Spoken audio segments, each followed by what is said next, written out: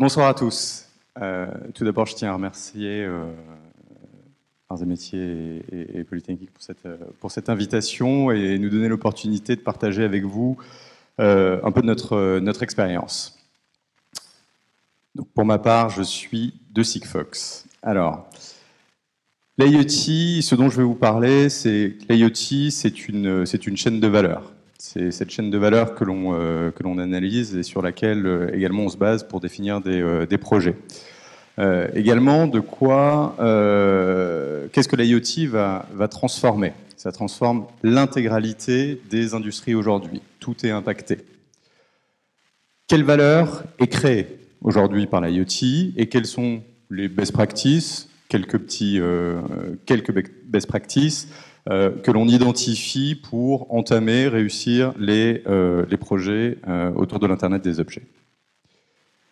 Alors cette chaîne de valeur, je vous le disais, elle démarre par le matériel, par l'objet. Cet objet, aujourd'hui, c'est un élément qui est important pour le démarrage, on va dire, pour l'essor de l'Internet des objets, puisque la baisse des coûts de l'électronique, la baisse des coûts de fabrication a permis de rendre possible la mise sur le marché d'objets et donc de réaliser des business cases qui tiennent la route, très clairement. Donc aujourd'hui, on estime, enfin aujourd'hui à venir, on estime que ça représente à peu près les 10-20% de ce que pèsera l'Internet des objets en termes de marché. Une deuxième brique très importante qui nous touche beaucoup chez Sigfox, c'est la partie réseau. Cet objet communique, il faut bien un réseau pour qu'il puisse envoyer ces informations. L'Internet des objets est rendu possible aujourd'hui notamment par les réseaux LPWA dont fait partie Sigfox. Je reviendrai un petit peu après sur cette partie-là en détail. Mais pas que, il y a également évidemment l'avènement de l'Internet et du haut débit de partout et des infrastructures des backbones qui rendent possible toute cette chaîne de valeur. La partie plateforme, la partie cloud, parce que bien entendu tout ceci est indissociable. C'est bien ça le message. On ne peut pas différencier et se focuser uniquement sur un bout et pas sur l'autre. C'est bien de l'objet jusqu'au cloud et jusqu'à l'application qu'il faut regarder. La partie cloud également, qui aujourd'hui permet d'avoir des coûts de revient, des capacités de stockage sécurisées, des capacités de calcul, d'analytics, qui rendent possible l'utilisation de toutes ces données. Et puis les briques au-dessus, applicatives, verticales, métiers, avec la partie intégration.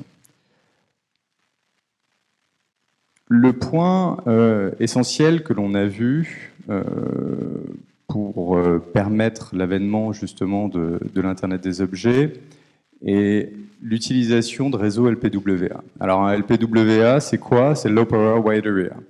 Low Power, puisqu'on va permettre d'avoir des objets qui consomment très peu d'énergie. Un objet qui consomme très peu d'énergie, c'est un objet qui va pouvoir être autonome.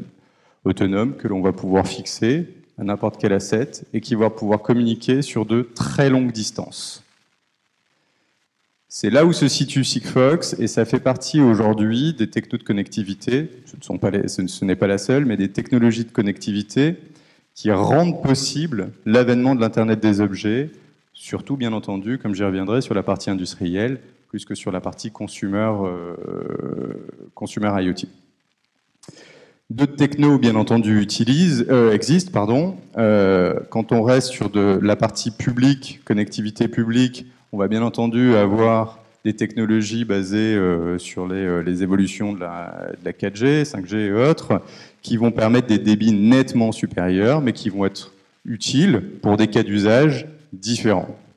On va avoir, à l'opposé, des technos plutôt locales, qui sont souvent vus comme complémentaires par les technos publics de connectivité. Un point important également sur la partie LPWA est qu'elle permet réellement d'avoir des objets en quantité, tels que les prévisions l'estiment. C'est-à-dire qu'aujourd'hui, ce sont des réseaux qui ont la capacité de supporter les milliards d'objets à venir. C'est pas anodin. Donc Sigfox, pour vous donner un mot aujourd'hui sur la société, nous sommes présents dans 45 pays à peu près. C'est le plus gros réseau dédié à l'Internet des objets qui existe au monde. C'est un réseau donc LPWA. On sera présent dans 60 pays d'ici la fin de l'année. Alors, quels sont les cas d'usage que l'on retrouve et qui est impacté? Tout simplement, tous les secteurs, je vous le disais en introduction. Tous les secteurs aujourd'hui vont être impactés. Ce que l'on note toutefois, c'est qu'il commence à y avoir une segmentation entre le consumer IoT et l'industrial IoT. Ce qui pour moi est un signe aussi de maturité du marché à partir du moment où on en arrive à le segmenter. Parmi les secteurs clés vont être bien entendu l'industrie, Smart City, agriculture également bien aussi, Smart City et la partie Smart Building. Ce sont ceux véritablement qui vont tirer le marché.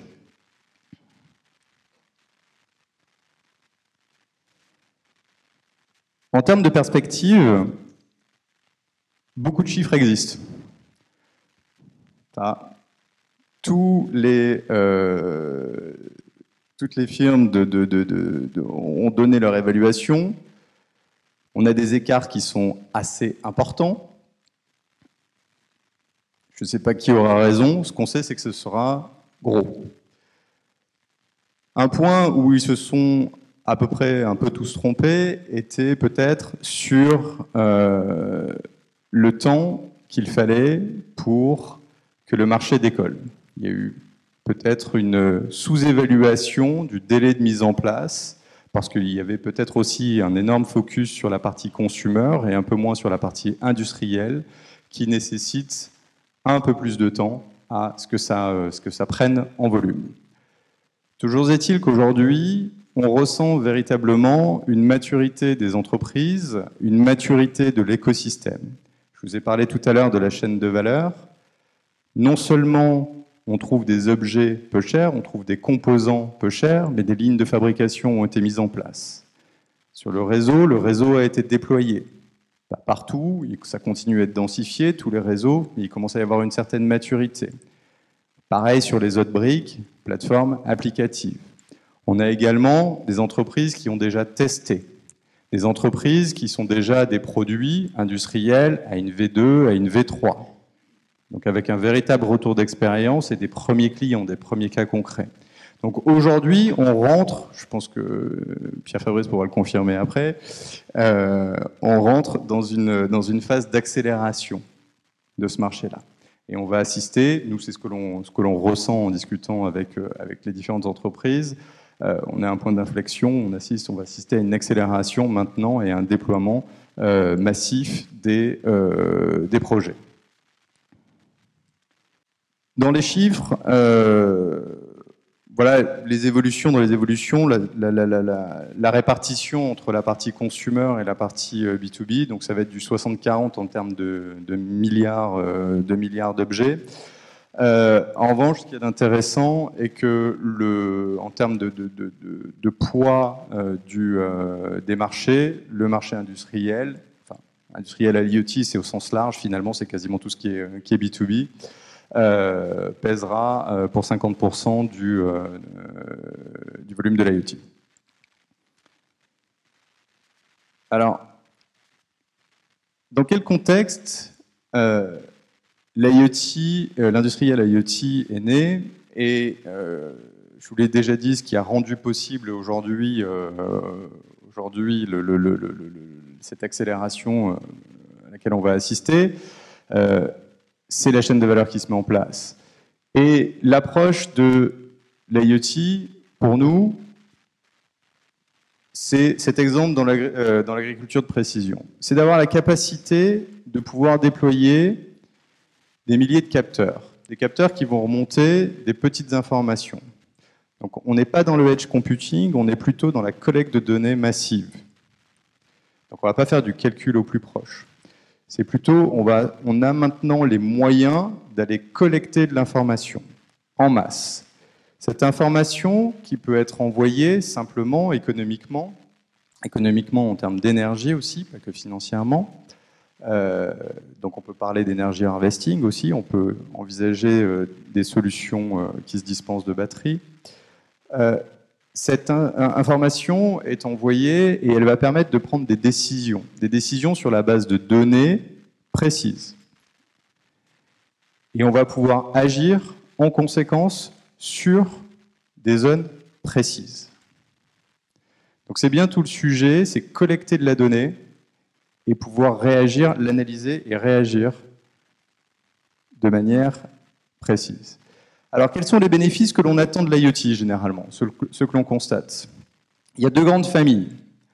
La première est sur la performance des entreprises, où on va avoir une augmentation de la productivité. Ce sont les cas les plus classiques. On se tourne vers l'intérieur et on va optimiser des process, parfois des bouts de process. Un meilleur usage des ressources, des actifs. On voit beaucoup de sujets, nous on a beaucoup de sujets chez Sigfox autour, on va dire, de l'asset tracking au sens large, la supply. Et on voit que c'est surtout une optimisation des actifs et des actifs circulants. Quel est l'état de mon parc? Est-ce qu'il est utilisé? Est-ce qu'il est bien utilisé? Pas utilisé du tout? Est-ce qu'il m'en faut plus? Est-ce qu'il m'en faut moins? Est-ce que je peux améliorer le circulation time? C'est systématiquement ce type de questions. Ce type de questions, moi je le retrouve sur des projets qui vont concerner aussi bien des remorques que des containers, que des palettes, que des chariots, etc. Quoi que ce soit. Et on n'est pas systématiquement d'ailleurs dans l'association avec le contenu et à vouloir chercher est-ce que je vais pouvoir tirer de la valeur de traquer le contenu. Parfois, c'est uniquement même sur l'actif en tant que tel. En termes de performance, comme je vous le disais, l'IoT permet de prendre des décisions basées sur des données. Et ça, c'est le cas même sur des cas d'usage où, en évaluant un business case, avant d'avancer, on se rend compte qu'il y a beaucoup de décisions ou d'éléments qui sont pris par rapport à un ressenti ou par rapport à une expérience qui peut être anecdotique, mais en tout cas qui n'est pas quantifiée. Donc aujourd'hui, l'IoT permet de remonter ces informations et de prendre des décisions sur des bases de données quantifiées, et donc de réduire le risque. À côté de ça, on retrouve tous les sujets liés à la transformation.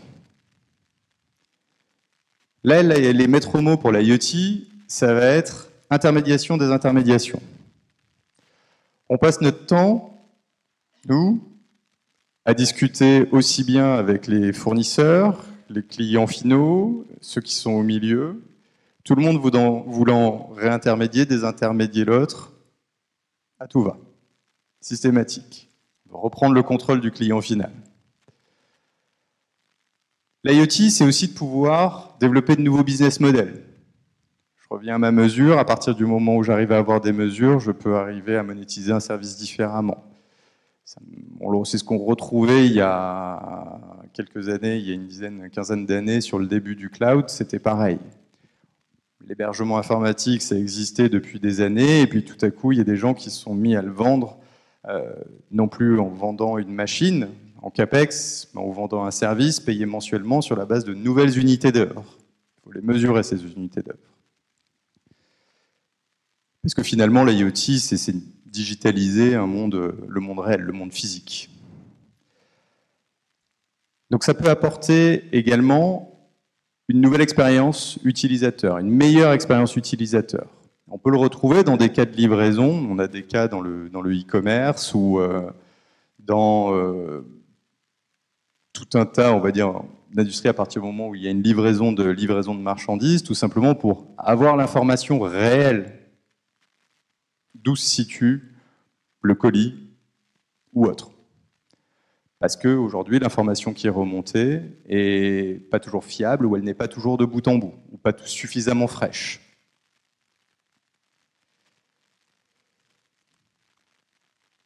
Si je reviens d'une manière un petit peu plus générale sur les différents cas, les différents sous-secteurs que l'on voit, la Smart City.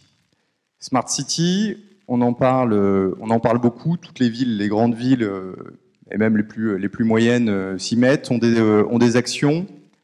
C'est un vaste champ d'expérimentation et il y a aussi beaucoup de gains à trouver. Les cas d'usage les plus aujourd'hui représentatifs sont bien entendu dans les utilities et tout ce qui va tourner autour du smart metering. Que ce soit de l'eau, de l'électricité, quel que soit le fluide. Ça, c'est ce qui monte le plus. C'est pas nouveau particulièrement. L'IoT permet de simplifier certains projets. Smart parking plus anecdotique, Lightning, surtout le waste management. Très intéressant. Moi, ça fait quelques années que je suis chez Sigfox et j'ai rencontré différentes entreprises qui travaillent dans le waste management. Et de manière assez systématique, tout le monde reconnaît l'utilité de connecter les bennes, tout simplement les bennes à ordures, et de relever les niveaux et d'optimiser. Pourquoi? Parce que c'est de l'optimisation de tournée. Donc on en revient sur la logistique aussi. Le waste management, mesurer les niveaux, c'est de l'optimisation de tournée. Et de manière systématique, sans même faire quelques calculs, ils savent qu'il y a beaucoup d'économies à faire. C'est acquis sur la profession. Ça, c'est un des axes forts aussi que l'on retrouve dans le domaine de l'IoT, tout ce qui va tourner autour des replenishment services. Que ce soit là, ça peut être pour de la vidange, mais c'est aussi pour réapprovisionner un client. Que ce soit un client, d'ailleurs, industriel ou un client consumer. Et donc avec un objectif, bien entendu, de diminuer les livraisons urgentes, optimisation des tournées, réduction des coûts, etc. Il y a d'une part, il y a ce bénéfice-là pour l'entreprise, et puis il y a le bénéfice, ça c'est le bénéfice interne, il y a un bénéfice également de fidélisation et potentiellement de lock-in du client. Autre point, donc les connected buildings, là, on va graviter autour de tout ce qui est dans la maintenance prédictive. Ce qui est intéressant, c'est qu'on part sur des choses assez simples, et on voit que ce sont les choses assez simples qui marchent et qui se développent. C'est quelque part remplacer les gestions techniques de bâtiments et ne plus être loqué peut-être avec un fournisseur, et pouvoir remonter plus d'informations plus facilement, surtout sur des bâtiments qui existent déjà, que l'on n'a pas forcément envie de rénover entièrement.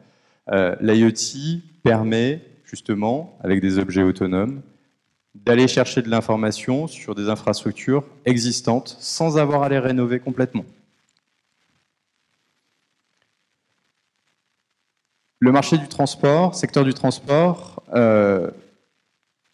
très axé malgré tout sur la partie voiture connectée. Plus sur de la connectivité, on va dire, du réseau qui est du réseau très haut débit. C'est un peu moins dans notre domaine chez Sigfox. On va s'y confronter, nous, plus sur les cas, par exemple, dont je parlais tout à l'heure, de tracking de remorques ou ce type d'engin. Et puis l'industriel IoT, là on va retrouver tous les éléments de predictive maintenance, entre autres. Tous les éléments de track and trace, tous les projets de track and trace d'actifs, de tooling, Et là, on voit qu'il y a un gisement colossal dans cette industrie-là.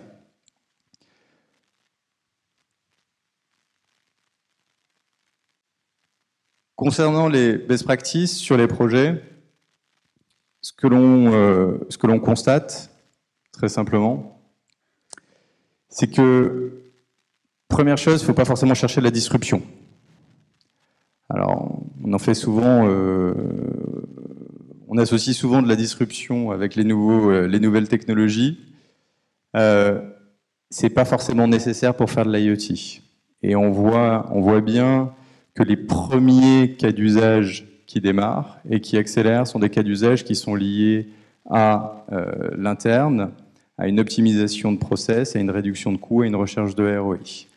Et on n'est pas obligé d'avoir une idée délirante pour commencer à faire de l'IoT. Et souvent, l'IoT, ce n'est ni plus ni moins qu'un projet technologique, mais ça reste un projet au sein d'une entreprise, projet opérationnel au sein d'une entreprise. Une des difficultés de l'IoT est que c'est très transverse. Et donc c'est parfois difficile d'avoir l'intégralité de l'ensemble des acteurs. Deuxième chose, il faut avancer de manière itérative. On le voit sur tous les projets, il y a une évolution du cahier des charges, des requirements, qui est systématique. Et puis aussi des besoins. Enfin, des besoins, j'entends des besoins métiers, pas que du cahier des charges, de la conséquence technique, technologique. La mesure de la valeur ajoutée réelle. Encore une fois, beaucoup de projets qui partent, mais on va aller chercher quelle est réellement la valeur ajoutée qui en sort. Ce sont des choses qui ont l'air simples, qui ont l'air triviales, mais ce serait un grand bénéfice pour tout le monde si c'était appliqué à tous les projets. L'échec n'est pas grave, on est sur un marché qui est relativement immature. D'accord ? Pas tout n'a été fait, pas tout n'a été exploré. Ce qui veut dire qu'il ne faut pas se priver de démarrer, il ne faut pas se priver d'expérimenter. Parce que de toute façon, il y aura un retour d'information. Il y aura un retour d'information, d'expérience qui permettra soit d'écarter complètement un cas, soit au contraire de renforcer sa position. Et puis, rester ouvert en transformation, c'est double. C'est rester ouvert, d'une part, à la nouveauté, à s'ouvrir à ce qui peut vraiment transformer un business ou une entreprise. Mais c'est aussi, à l'inverse, avoir la capacité de décider. Il y aura toujours une techno qui sera meilleure l'année prochaine, dans 2 ans, dans 3 ans. Il y aura toujours mieux à faire à un moment donné. Et la capacité à décider est un élément qui est critique pour lancer les projets. Au final, l'IoT, je parlais de la chaîne de valeur tout à l'heure, c'est pas du hard, c'est pas que de la connectivité, c'est même pas la donnée. La donnée en tant que telle, on parle beaucoup de l'économie de la donnée, c'est même pas ça, c'est qu'est-ce qu'on en fait, c'est quoi le service final, qu'est-ce qu'on cherche à délivrer et quelle valeur est-ce que l'on crée. Voilà, aujourd'hui, c'est le retour d'expérience que l'on a sur les projets IoT. Merci.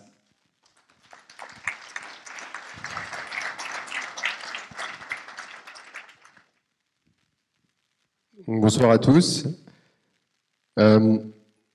Merci aux Arts et Métiers à Polytechnique de nous accueillir ce soir. Je remercie comme Arnaud. Je voulais juste commencer ma présentation pour vous raconter ma rencontre avec l'IoT. Parce que j'ai travaillé 15 ans dans le groupe LVMH et ça ne me menait pas naturellement là où je suis aujourd'hui. En fait, moi je suis rentré dans l'IoT pas du tout par la techno, mais vraiment par l'usage et par une problématique business ou produit. J'ai mon PDG de l'époque qui m'avait demandé de connecter un produit. Alors je ne peux pas vous en parler vraiment exactement en détail de quel produit il s'agit, mais c'est arrivé par faut connecter un produit. En fait, c'était pas complètement centré sur l'usage parce qu'il m'a pas dit pourquoi il fallait le connecter, quel service il fallait inventer derrière, mais c'était ça le sujet. Et j'ai vécu un projet IoT de A à Z, où quelque part j'ai essuyé quand même un grand nombre de plâtres. Des plâtres parce qu'en interne, on n'a pas, c'était assez innovant. On a d'abord regardé du GSM, on voulait connecter un produit, donc on a regardé du GSM. Donc même sur un produit Vuitton, on s'est assez vite rendu compte que le GSM était un peu cher. Voilà. On s'est tourné vers Sigfox, on a eu le parcours, est-ce qu'il faut utiliser Sigfox, est-ce qu'il faut utiliser LoRa? Ah oui, mais il y a la 5G qui va arriver, puis il y a NB IoT, etc. Donc il y a eu toutes ces questions-là. Voilà. On a essuyé des plates parce que on n'a pas assez pensé le service client dès le début. On a fait pas mal d'erreurs. Voilà. Et à la fin, j'ai découvert un domaine qui est extrêmement intéressant et surtout qui porte un certain nombre, enfin un très gros potentiel d'application et de cas d'usage. Et c'est ça qui m'a fait quelque part changer et m'a fait rejoindre Argon Consulting. Voilà. Et la supply chain est un des métiers ou un des secteurs qui constitue et qui apporte un grand nombre de cas d'usage dans l'IoT. Voilà. Donc Argon, je suis obligé de faire quand même dire un petit mot. On est 150 personnes, 150 consultants, on a 2 bureaux, Paris, UK, et on développe, on est positionné sur les opérations et on travaille nos offres digitales et en particulier sur l'IoT. Voilà, ça c'est fait. Bon là, Arnaud en a parlé, donc je vais pas revenir. Enfin, moi ce que j'aime bien raconter sur ce slide, c'est que l'IoT pour moi aujourd'hui, alors c'est le début de la maturité. C'est pas encore complètement mature, mais c'est le début. Ça me fait penser un peu à Internet il y a 20 ans. Enfin, moi, j'étais en prépa il y a 20 ans. Je me souviens des premières salles, des premiers ordinateurs connectés à Internet. Voilà, à l'époque, on se disait que ça allait remplacer le Minitel. On se connectait avec le modem Wanadu et puis on savait pas trop ce que ça allait faire en plus. On savait pas que ça allait donner des choses comme Uber ou Airbnb. Voilà. Donc pour moi, l'IoT, on en est un peu là. C'est-à-dire qu'on se dit que c'est génial. Il y a quelques cas d'usage qui apparaissent, mais je pense qu'on en voit finalement assez peu aujourd'hui par rapport à ce qui va se passer d'ici 5 ans, 10 ans, 15 ans, 20 ans.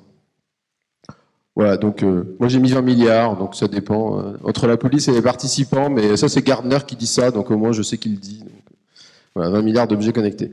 Alors Arnaud l'a expliqué, donc je vais passer vite, mais ce qui favorise un peu l'émergence, cette explosion d'objets connectés qu'on attend, ce Big Bang, c'est finalement en particulier, enfin il y a un certain nombre de choses, et en particulier, donc il y a ces nouveaux réseaux LPWAN, Large Power Wide Area Network. Donc en gros c'est simple, il y avait une case vide. Donc ces réseaux la remplissent. Donc ça permet de connecter des objets, grande distance, ça consomme pas beaucoup d'énergie, ça émet des tout petits paquets, vraiment pas souvent. Voilà. Donc qu'est-ce que ça fait? C'est que ça coûte pas trop cher, ça dure longtemps, c'est relativement, enfin de dire que la couverture est large, Sigfox est très international, et surtout c'est assez simple à installer, c'est-à-dire que par rapport, et j'y reviens juste après, par rapport à du RFID, on n'a pas les portiques. Donc ça un côté assez plug and play, il n'y a pas de carte SIM, voilà, donc ça présente des avantages. Bon, une solution IoT, Arnaud en a parlé, mais c'est bien trois aspects, parce que souvent les gens pensent que Sigfox fait tout, mais non, en fait, Sigfox c'est une partie, c'est la connectivité. Donc il y a bien un capteur qu'il faut mettre quelque part pour mesurer du physique, voilà, et il y a une plateforme qui va collecter la donnée.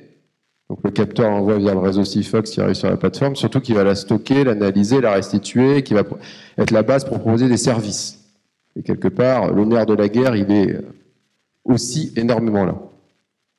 Alors par rapport à d'autres technos existantes, en particulier le RFID, on avait cette discussion juste avant de commencer, on aime bien comparer les choses. Alors, quand on est consultant, on aime bien comparer les choses. Voilà. Donc le RFID comme l'IoT, ça peut permettre en supply chain de faire un suivi unitaire. Alors ça dépend sur quoi vous accrochez le tracker, mais si vous l'accrochez sur chacun des objets, ça fait un suivi unitaire. Voilà. Les différences par rapport à RFID, il y en a 3. Il y en a une cinquième, c'est la structure de coût n'est pas du tout la même, mais j'ai pas voulu rentrer dans ces comparaisons-là. On est vraiment plus sur un aspect fonctionnel. Ça permet de transmettre un état. C'est-à-dire que là, votre capteur IoT, il est associé à on l'appelle capteur parce qu'en fait, il a des capteurs, il mesure des choses. Donc, il mesure un état. Donc, il peut mesurer une température, il peut vous dire quand il fait trop chaud, il peut mesurer une position, ou c'est le réseau qui mesure la position, ou c'est complété par un GPS, du Wi-Fi, enfin, un certain nombre de technos. Il peut mesurer un mouvement, il peut mesurer une humidité, il peut mesurer une ouverture, il peut mesurer, enfin, tout ce que vous pouvez imaginer d'être mesurable peut être mesuré. Voilà. Donc ça, par rapport au RFID, le RFID, ça mesure rien par rapport à son environnement. Donc ça, c'est une première différence. La deuxième différence, c'est qu'à la couverture près du réseau, c'est que ça fonctionne partout. Le RFID, ça marche sur des points ciblés. Donc c'est bien des points maîtrisés par le client. Donc il faut soit, pour lire un tag RFID, soit une raquette, soit un portique. Donc les portiques, il faut les installer. Donc en général, on les installe plus facilement quand on maîtrise les endroits. Et après, évidemment, il y a une notion d'investissement. Sur la partie IoT, comme la communication passe par les antennes du réseau, finalement, C'est plus simple parce que ça fonctionne partout, il n'y a pas cet investissement de départ à faire. Et le dernier élément, c'est que ça permet un suivi bout en bout. Alors quand je dis bout en bout, c'est que dans des supply chains, et j'y reviens juste après, c'est qu'il y a des zones opaques. C'est ça où l'IoT peut aider. Donc là, on est vraiment sur une idée qu'on est capable de justement de combler ces zones opaques et de suivre l'ensemble du flux. Donc on est sur un suivi complètement bout en bout et c'est un des leviers de performance de la supply chain. Voilà. Donc là, je suis pas en train de dire que ça remplace le RFID ou pas. Ce que je dis, c'est que ça fait pas la même chose. Après, la structure de coût est pas la même. Le tag RFID est beaucoup moins cher. Après, il faut mettre des portiques, etc. Donc c'est pas les mêmes fonctionnalités. Alors, un des grands champs d'usage, Arnaud en a parlé, c'est l'asset tracking. Un des grands champs d'usage de l'IoT dans la supply chain, c'est l'asset tracking. Alors, pour moi, l'asset tracking, il faut bien regarder dans quel cas c'est intéressant avec de l'IoT, dans quel cas ça l'est pas. Donc j'aime bien la notion de flux opaque, c'est-à-dire que les supply chain managers, quand vous êtes supply chain manager, il y a certains flux où vous voyez parfaitement ce qui se passe. Vous avez tous les stocks gérés dans le système, tout est scanné, tout est en réel, la donnée est juste. Bon, voilà. Là, mettre de l'IoT, ça ne sert pas forcément à grand-chose. Par contre, il y a des zones où il y a certains flux où les supply chain managers sont aveugles. C'est ça les flux opaques. Et c'est là où ça peut être intéressant. Donc c'est l'idée du tunnel. On ne voit pas ce qui se passe dedans. Donc ces flux opaques, c'est quoi? C'est des flux en général qui peuvent impliquer des acteurs externes à l'entreprise. Donc théoriquement, ces acteurs, on pourrait les connecter entre eux. Enfin, techniquement, honnêtement, il n'y a aucune difficulté à faire des interfaces entre 500 fournisseurs. Bon, c'est juste que dans la vraie vie, connecter 500 fournisseurs en temps réel, ça demande un effort colossal, les fournisseurs ils changent, ils n'ont pas forcément envie d'investir, etc. Donc ça ne se passe pas toujours. Ces acteurs ou ces fournisseurs peuvent être répartis sur un gros territoire géographique. Donc ça complexifie. Voilà. Donc connectés entre eux, j'en ai parlé. Et les flux peuvent être assez longs. Évidemment, quand vous avez un flux opaque qui dure 1 heure, ça ne vaut peut-être pas le coup de le regarder. Après, ça dépend du contexte, etc. Mais évidemment, c'est plus pertinent quand les flux durent longtemps. Bon, ces flux opaques, qu'est-ce qu'ils créent dans le supply chain? En général, ils sont assez longs, puisque forcément, on ne voit pas ce qui se passe, donc on a du mal à voir les temps d'attente. Donc ces flux sont longs et on a du mal à les accélérer. Ces flux opaques aussi créent de l'instabilité, puisqu'il est difficile de se planifier et difficile d'avoir de la visibilité.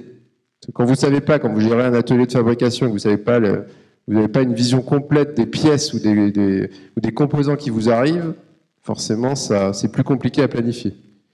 Voilà, et à la fin, forcément, ça dégrade le service client. Donc l'IoT, pour moi, c'est assez simple. Donc c'est le slide à retenir de la présentation. C'est un tunnel qui s'éclaire. C'est donc les lunettes magiques qui permettent d'éclairer les flux opaques. Voilà. Donc on a pris 3 exemples. Le premier exemple, c'est des flux intercontinentaux. Donc vous prenez une expédition maritime. Donc un conteneur maritime, quand vous l'expédiez entre, je sais pas moi, un entrepôt parisien, on va dire, et un entrepôt américain, ça subit 200 interactions par 28 acteurs différents. Alors la première fois que j'ai vu ce chiffre, j'y ai pas cru. Et là, on s'est amusé à faire le détail des 28 acteurs. Et en fait, je vous garantis qu'il y en a bien 28. Et alors, quand vous mixez, vous faites du multimodal avec du train et que vous avez un transshipment au milieu, c'est plus que ça. Ce qui se passe là, quand on a 28 acteurs, c'est que là aussi, techniquement, c'est hyper facile. Enfin, il n'y a aucune contrainte technologique à tout connecter. Sauf que la vraie vie, c'est que tous ces acteurs ne sont pas connectés en temps réel et il est extrêmement difficile d'avoir des informations de visibilité sur ces flux en temps réel. En général, elles finissent par arriver quand même. Mais c'est la notion de temps réel qui est difficile. Deuxième exemple, c'est des flux de production qui impliquent des acteurs externes à l'entreprise. Donc là, vous imaginez des flux qui viennent chez deux fournisseurs ou des pièces qui sont envoyées chez des sous-traitants pour des transformations et puis qui reviennent. Qui finalement sont assemblés sur une usine finale. Voilà, là, c'est l'exemple que je prenais tout à l'heure. Techniquement, aucune difficulté à connecter tout le monde, sauf que dans la vraie vie, c'est souvent pas le cas. Et le dernier cas, alors je vois des gens d'excellence dans la salle, donc on est un peu dans ce cas-là, c'est la gestion de flotte d'équipements. Donc là, vous avez un certain nombre d'entreprises qui ont des équipements, des flottes d'équipements. Alors ça peut être des outils, donc dans l'industrie automobile, vous avez des centaines de milliers d'outils qui sont au balade chez les fournisseurs, donc c'est un peu difficile de savoir où ils sont. Ça peut être des rolls. Donc la grande distribution utilise des rolls pour livrer ses magasins. Parfois, ils ne reviennent pas. Leur parc est du coup probablement surdimensionné puisqu'on ne sait pas toujours où sont les rolls et s'ils tournent et s'ils n'ont pas de temps d'attente important. Voilà. Ça peut être aussi les emballages durables dans l'industrie automobile. Donc les fournisseurs des constructeurs automobiles doivent livrer les constructeurs avec des emballages bien spécifiques. Ils n'ont pas le droit de dire autrement. Ces emballages sont en quantité importante. Il y a des boucles de réappro assez compliquées. Ces emballages doivent être régulièrement envoyés en maintenance. Il y a du nettoyage à faire, etc. Donc on est sur des boucles supply chain qui ne sont pas triviales. Et tout ça pour des objets qui, eux, sont pas gérés dans les systèmes. Donc forcément, besoin d'optimisation. Voilà. Donc c'est quelques exemples de flux opaques. Donc finalement, l'IoT, par rapport à ça, qu'est-ce que ça fait? Donc si on reprend mes 3 exemples, hein, c'est les trois types de flux. Sur le premier, sur les flux maritimes, donc on a fait, alors Argon, on est cabinet parfois assez innovant, on a fait des tests extrêmement expérimentaux là récemment, mais ça a bien marché, donc on avance le projet. On a mis des trackers Sigfox dans un conteneur maritime. D'abord, on nous a dit que ça ne marcherait jamais à cause de l'effet cage de Faraday. Puis finalement, ça a marché, parce que bon, ça atténue, mais pas suffisamment. Donc, le réseau est assez résilient. Voilà, et on est capable de suivre des conteneurs maritimes. Alors, ce qui est intéressant sur le suivi des conteneurs maritimes, c'est finalement ce qu'on en retire, parce qu'une fois qu'on sait que ça marche, c'est qu'est-ce qu'on en retire. Donc on travaille. Alors là, ce que je vous dis, c'est extrêmement concret. Alors je ne peux pas vous citer le client, mais on travaille sur un projet extrêmement concret avec un client. C'est pas du délire de consultant, on fait un projet. On veut réduire les lead time. Donc là, il y a un sujet d'accélération des flux opérationnels. C'est-à-dire en général, à l'arrivée dans un port, les flux sont pas toujours très rapides. C'est-à-dire qu'il peut se passer 1 jour, 2 jours, 3 jours, 4 jours, plusieurs jours avant que le conteneur soit bien traité, soit enlevé, etc. Donc là, ce qu'on cherche à détecter, c'est le moment même où le conteneur va être sorti du bateau, pour déclencher derrière le TMS, déclencher l'enlèvement, etc., le booking du camion, etc. Donc ça, c'est un gain qui est assez quantifiable, c'est je vais accélérer mes flux et je vais gagner du temps. Quelques jours de stock, ça se transforme immédiatement en réduction, enfin quelques jours de lead time se transforment immédiatement en réduction de stock. Voilà. Après, on peut imaginer tout un tas d'améliorations liées à un meilleur supply chain planning, parce que comme vous savez en temps réel où est votre conteneur, vous savez s'il est en avance ou s'il est en retard, c'est que vous fiabilisez votre date d'arrivée, et donc vous pouvez faire des alertes. Sur ces alertes-là, vous pouvez décider des actions. Est-ce que je change de plan de shipment? Est-ce que je fais une expédition urgente? Est-ce que j'alloue différemment mes stocks à destination parce que mon expédition qui était critique est en retard, etc. Voilà. Et vous pouvez même imaginer des services pour les clients. Donc là, même dans les opérations, on peut faire des services pour les clients, Arnaud. C'est-à-dire quand vous livrez directement votre client, vous pouvez développer une offre de service pour votre client basée sur des infos de visibilité. Ça, c'est le premier cas. Le deuxième cas, c'est les flux de production. Donc là, pareil, vous allez accrocher votre tracker. Alors ça, c'est difficile, parce que le compteur, c'est facile, on sait l'accrocher. Là, les flux de production, c'est toujours un peu difficile. C'est où est-ce qu'on accroche le tracker? Alors quand vous avez des grosses pièces bien chères, bien imposantes, en général, c'est pas trop compliqué. Quand il y a un bel emballage autour. Voilà. Quand c'est des petits flacons de parfum ou des petites pièces qui coûtent pas cher, là, forcément, on comprend bien que c'est un peu difficile de mettre un tracker par pièce. Voilà. Donc il y a un sujet quand même de contenant. Dans le deuxième cas que je citais, il faut grouper. C'est-à-dire on met le carton, la palette, enfin, voilà, faut trouver un contenant un peu plus gros. Voilà. Là, l'idée, c'est... Alors là, c'est un peu moins direct, il y a un peu plus d'analyse de données, mais c'est en gros en mettant des trackers sur des pièces qui vont suivre un flux de production, grâce aux infos de localisation qui viennent du réseau, grâce à des infos de mouvement, finalement, quels sont les jours où ça bouge, quels sont les jours où ça bouge pas, grâce à des infos d'ouverture de carton, etc. Finalement, en étudiant bien le cas d'usage, vous êtes capable de reconstituer un statut de production. Sur une chaîne, vous ne voyez pas grand-chose. Voilà, donc là aussi, on est en train de faire un projet là-dessus. Et donc les gains, c'est quoi? C'est reprendre de la visibilité en temps réel sur les flux de production, être capable d'avoir une vraie mesure du lead time, c'est une sorte de VSM augmenté, hein. Enfin, c'est mesurer le lead time dans une chaîne. Et là, le projet qu'on travaille, c'est chez des fournisseurs. Et il y a des lead times extrêmement élevés, alors qu'il y a peu d'opérations, peu de jours où il se passe des choses. Donc l'idée, c'est vraiment d'avoir une vision de où sont les temps d'attente. Voilà. Et après, en ayant une meilleure visibilité sur ce qui arrive, c'est connecter ça à des outils un peu plus, on va dire, de planning supply chain pour mieux synchroniser l'ensemble des flux. Voilà. Et suivi des équipements, j'en ai un peu parlé tout à l'heure, hein, vous avez un parc de rôles ou un parc d'outils, un parc de tourées. Voilà, l'idée, c'est de savoir en temps réel où ils sont, faire des inventaires et aussi mieux allouer les moyens. C'est-à-dire qu'il y a vraiment cette notion d'allocation de moyens. C'est-à-dire quand vous avez un chantier, forcément, faut avoir le câble pour faire tourner le chantier. Voilà. Donc il y a une notion d'allocation des moyens. Donc ça, c'est vraiment des cas d'usage autour de l'asset tracking. Il y a deux autres typologies de cas d'usage qu'on regarde. La première, c'est le cas des approvisionnements ou des réapprovisionnements automatiques. Donc là, c'est vraiment les cas où vous allez avoir un stock qui est déporté et qui n'est pas géré dans votre système. Là aussi, s'il est géré dans votre système et qu'il est parfaitement géré, ça ne sert à rien de regarder l'IoT. Hein. C'est intéressant quand le stock n'est pas géré. Donc là, il y a différents secteurs qui regardent ça. Il y a le gaz, les citernes. Je ne sais pas si vous savez combien il y a de citernes de gaz en France, mais ça se compte en dizaines ou en centaines de milliers. Donc certaines ont de la télémétrie en GSM, une petite partie du parc, mais ça coûte assez cher. Voilà. Donc là, l'idée, c'est de connaître en temps réel le remplissage de la citerne pour ne pas le réapprovisionner en aveugle, mais le réapprovisionner sur la base d'une vraie information de remplissage. Voilà. Vous pouvez imaginer d'autres cas d'usage. Donc dans le gaz, il y a les casiers à gaz, hein, dans les stations-service, qui sont livrés en aveugle. Hein. Les fabricants de gaz dépensent des millions et des millions d'euros à faire des tournées en aveugle des stations-service pour... je ne sais pas si vous avez déjà acheté une bouteille de gaz en été. En général, les casiers à gaz sont assez vides, vous ne trouvez jamais le modèle qu'il vous faut, et les bouteilles vides sont retournées. Voilà, c'est la gestion très visuelle, voilà, mais le camion qui vient est complètement en aveugle. Voilà, alors après, vous avez des cas qui sont plus prospectifs, qui sont sur, le rêve, c'est l'étagère connectée, ça dans le retail. Alors ça, c'est pas encore complètement, là, on est plutôt dans la prospection. Mais l'étagère connectée dans un supermarché, avoir une étagère connectée pour être capable en temps réel de voir les ruptures sur étagère qui impactent directement la vente, ça c'est un rêve. Voilà. Donc ça, on est plutôt, alors là pour le coup, on est plutôt dans la projection. Et le dernier cas, Arnaud en a parlé, donc je ne vais pas m'étendre dessus, c'est tout ce qui est surveillance de réseau, d'infrastructure pour faire de la maintenance. L'IoT permet à la fois de remonter les données et d'intervenir quand il y a vraiment un problème, donc optimiser les opérations de maintenance, et après en apprenant et en détectant et en ayant beaucoup de données de maintenance, identifier les signes avant-coureurs qui permettent d'être prédictifs. Donc là, on associe ça avec du big data. Voilà, nous, c'est les 5 cas d'usage qu'on regarde, qu'on travaille, et qui nous paraissent extrêmement concrets.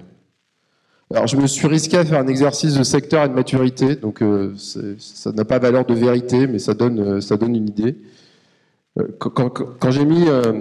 voilà, donc c'est sur les 3 premiers cas, ce qu'on voit le plus honnêtement aujourd'hui dans l'industrie, c'est le suivi d'équipement. Voilà, donc c'est pour ça que là j'ai mis un scale-up. Donc c'est des secteurs comme l'aéronautique, l'automobile, la grande distrib qui regardent ces sujets-là. Suivi de flux production, vraiment au sens planning du terme et maîtrise des flux physiques, c'est quand même plutôt early stage. Et là, il y a des projets qui démarrent sur les conteneurs maritimes, enfin le projet dont je parlais tout à l'heure. Après, il y a d'autres projets qui sont là, donc là j'ai peut-être été un peu difficile, un peu dur. La flèche est un peu en train de monter. Voilà. Et sur les cas du bas, les sujets de maintenance sont probablement les sujets qui ont démarré en premier. Donc en résumé, la valeur qu'on apporte, elle est double. Alors j'ai pas mis les nouveaux business models, parce que là on est sur des cas d'usage supply chain, mais elle est double. Et j'ai bien mis en 1 les services aux clients. Je pense que l'IoT est un vrai levier. Une supply chain, bout en bout, ça va bien, de très très loin en amont jusqu'au client final, ou jusqu'à un client qui à un moment veut parler au client final. Donc il y a vraiment une notion de la visibilité qu'on construit sur toute la chaîne. Elle permet à la fois d'améliorer le service client au sens indicateur du terme, je le livre mieux, mais aussi de construire une nouvelle offre de service pour ce client. Et ça, c'est un vrai facteur différenciateur. C'est-à-dire en plus de votre produit, vous pouvez lui dire, quand il va arriver, vous avez une offre de service, vous la suivez, vous lui donnez de la visibilité, vous l'alertez, etc. Et vous n'êtes pas, c'est pas lui qui vous alerte que votre produit n'est pas arrivé. Voilà. Et après, évidemment, il y a des cas opérationnels. Donc c'est réduction des lead time, réduction des stops, meilleure planification. Voilà. Et alors, quelque chose qui est assez difficile, c'est quand on fait des business cases, et quand on fait des business cases, c'est finalement différencier la différence, enfin, faire la différence entre une valeur un peu court terme de la data et une valeur long terme. Quand je parlais des conteneurs maritimes tout à l'heure, on a estimé de manière extrêmement précise, enfin on a mesuré les choses, sur combien de jours on allait gagner à l'arrivée. Le bateau arrive au port, on le décharge, finalement je gagne combien par rapport à aujourd'hui. Ça, on peut l'estimer. En général, c'est comme ça qu'on construit le BCAS. Il faut une donnée un peu fiable pour dire voilà combien je vais gagner. Et après, en fait, il y a tout un champ de valeur qui est plus long terme qu'on ne maîtrise pas. C'est le principe un peu d'un tunnel. Comme vous ne savez pas ce qu'il y a dedans, vous ne savez pas exactement ce que vous allez trouver quand vous allez allumer la lumière. Donc c'est hyper difficile de savoir cette valeur long terme. Donc on sent des choses, mais elles sont difficiles à quantifier. Donc dans le cas des conteneurs maritimes, pour illustrer le point, Alors, c'est pas des vraies données, mais c'est juste pour illustrer, parce que j'ai pas le droit de vous donner les vraies données. Mais ça ressemble quand même enfin, c'est inspiré de faits réels, on va dire. Donc ça, c'est une des premières expéditions qu'on a suivies. Donc, à partir de Paris. T0. Donc, la destination finale, c'était par là. Hein. Et ce qu'on savait, c'est qu'on devait aller changer de bateau à Algeciras, à Gibraltar. Bon, le bateau est allé au Havre. Le compteur... Ah, pardon. Donc, évidemment, il manque une case sur mon slide. Bon, bref, le compteur est allé au Havre. Et puis, finalement, on a eu la mauvaise surprise de voir que le bateau du Havre est allé à Rotterdam. C'était pas du tout ce qui était prévu. 2 semaines. Vous dites, ah, c'est pas la bonne direction, ils se sont gourés. Après 2 semaines au Havre, il a repris le bateau, puis il est parti à Hambourg. 4 semaines. Et là, on s'est dit, finalement, on devait être là, hein, normalement. J'espère qu'il n'y a pas de personnes qui travaillent chez les compagnies maritimes dans la salle. Voilà, au bout de la 5e semaine, on est enfin arrivé à Gibraltar. Et puis finalement, on a pris un bateau qui allait en Afrique du Sud et on est arrivé en Afrique du Sud. Alors, ce qui est intéressant dans cet exemple-là, c'est que finalement, le client, jusqu'à présent, il savait qu'il arrivait en cette semaine à Gibraltar, mais en Afrique du Sud, mais sans vraiment savoir ce qui se passait exactement. Et là, la notion de valeur long terme, c'est finalement se dire comment je vais changer, qu'est-ce que je peux faire de différent par rapport à aujourd'hui pour m'optimiser. Alors, appeler la compagnie maritime et leur dire ah non mais là vous n'avez pas chargé le conteneur sur le bon bateau. Bon, les compagnies maritimes, en général, elles n'en ont pas grand-chose à faire puisque le marché est hyper fragmenté. Les plus gros clients, ils représentent même pas 0,5% du marché mondial. Donc, de toute manière, le pouvoir de négociation par rapport à une compagnie maritime, il n'est pas énorme. Par contre, là où vous pouvez travailler, c'est finalement vos routes et votre point de départ et votre point d'arrivée. Donc, avec une analyse, on va dire, un peu long terme des expéditions, parce que ça, c'est un cas. Mais si on regarde ça sur toute l'année et qu'on se rend compte que finalement, il faut toujours entre 3 et 5 semaines pour aller à Gibraltar, peut-être qu'un camion, en 2 jours, irait plus vite que les 5 semaines. Voilà. Donc c'est cette notion d'optimisation de route.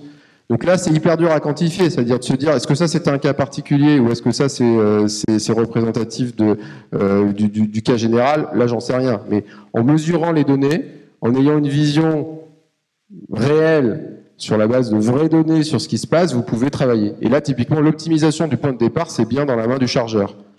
Voilà. Donc je ne suis pas en train de dire qu'il faut appeler la compagnie maritime et leur dire, enfin après, vous pouvez quand même le faire. Mais... Voilà, donc juste en conclusion de ça, c'est que l'IoT réserve quand même pas mal de surprises parce qu'en mesurant des choses que vous n'avez jamais mesurées jusqu'à présent, finalement, vous allez voir des choses nouvelles. Donc, c'est difficile. Donc, la bonne pratique, c'est de valider le B-case sur la valeur court terme, celle que vous maîtrisez. La valeur long terme, elle vient en plus. Voilà, donc ça, c'était juste pour conclure, pour donner une perspective sur la complémentarité avec d'autres technos. Donc évidemment, l'IoT se marie assez bien avec tout ce qui est big data ou data science, puisque vous remontez des grosses quantités de données, donc il faut les traiter. Et puis, à un moment, sur la partie data science, c'est qu'il faut extraire du sens à partir de les données. Si je reprends l'exemple des conteneurs maritimes, vous pouvez mélanger ça à une approche prédictive pour mieux prévoir la date d'arrivée.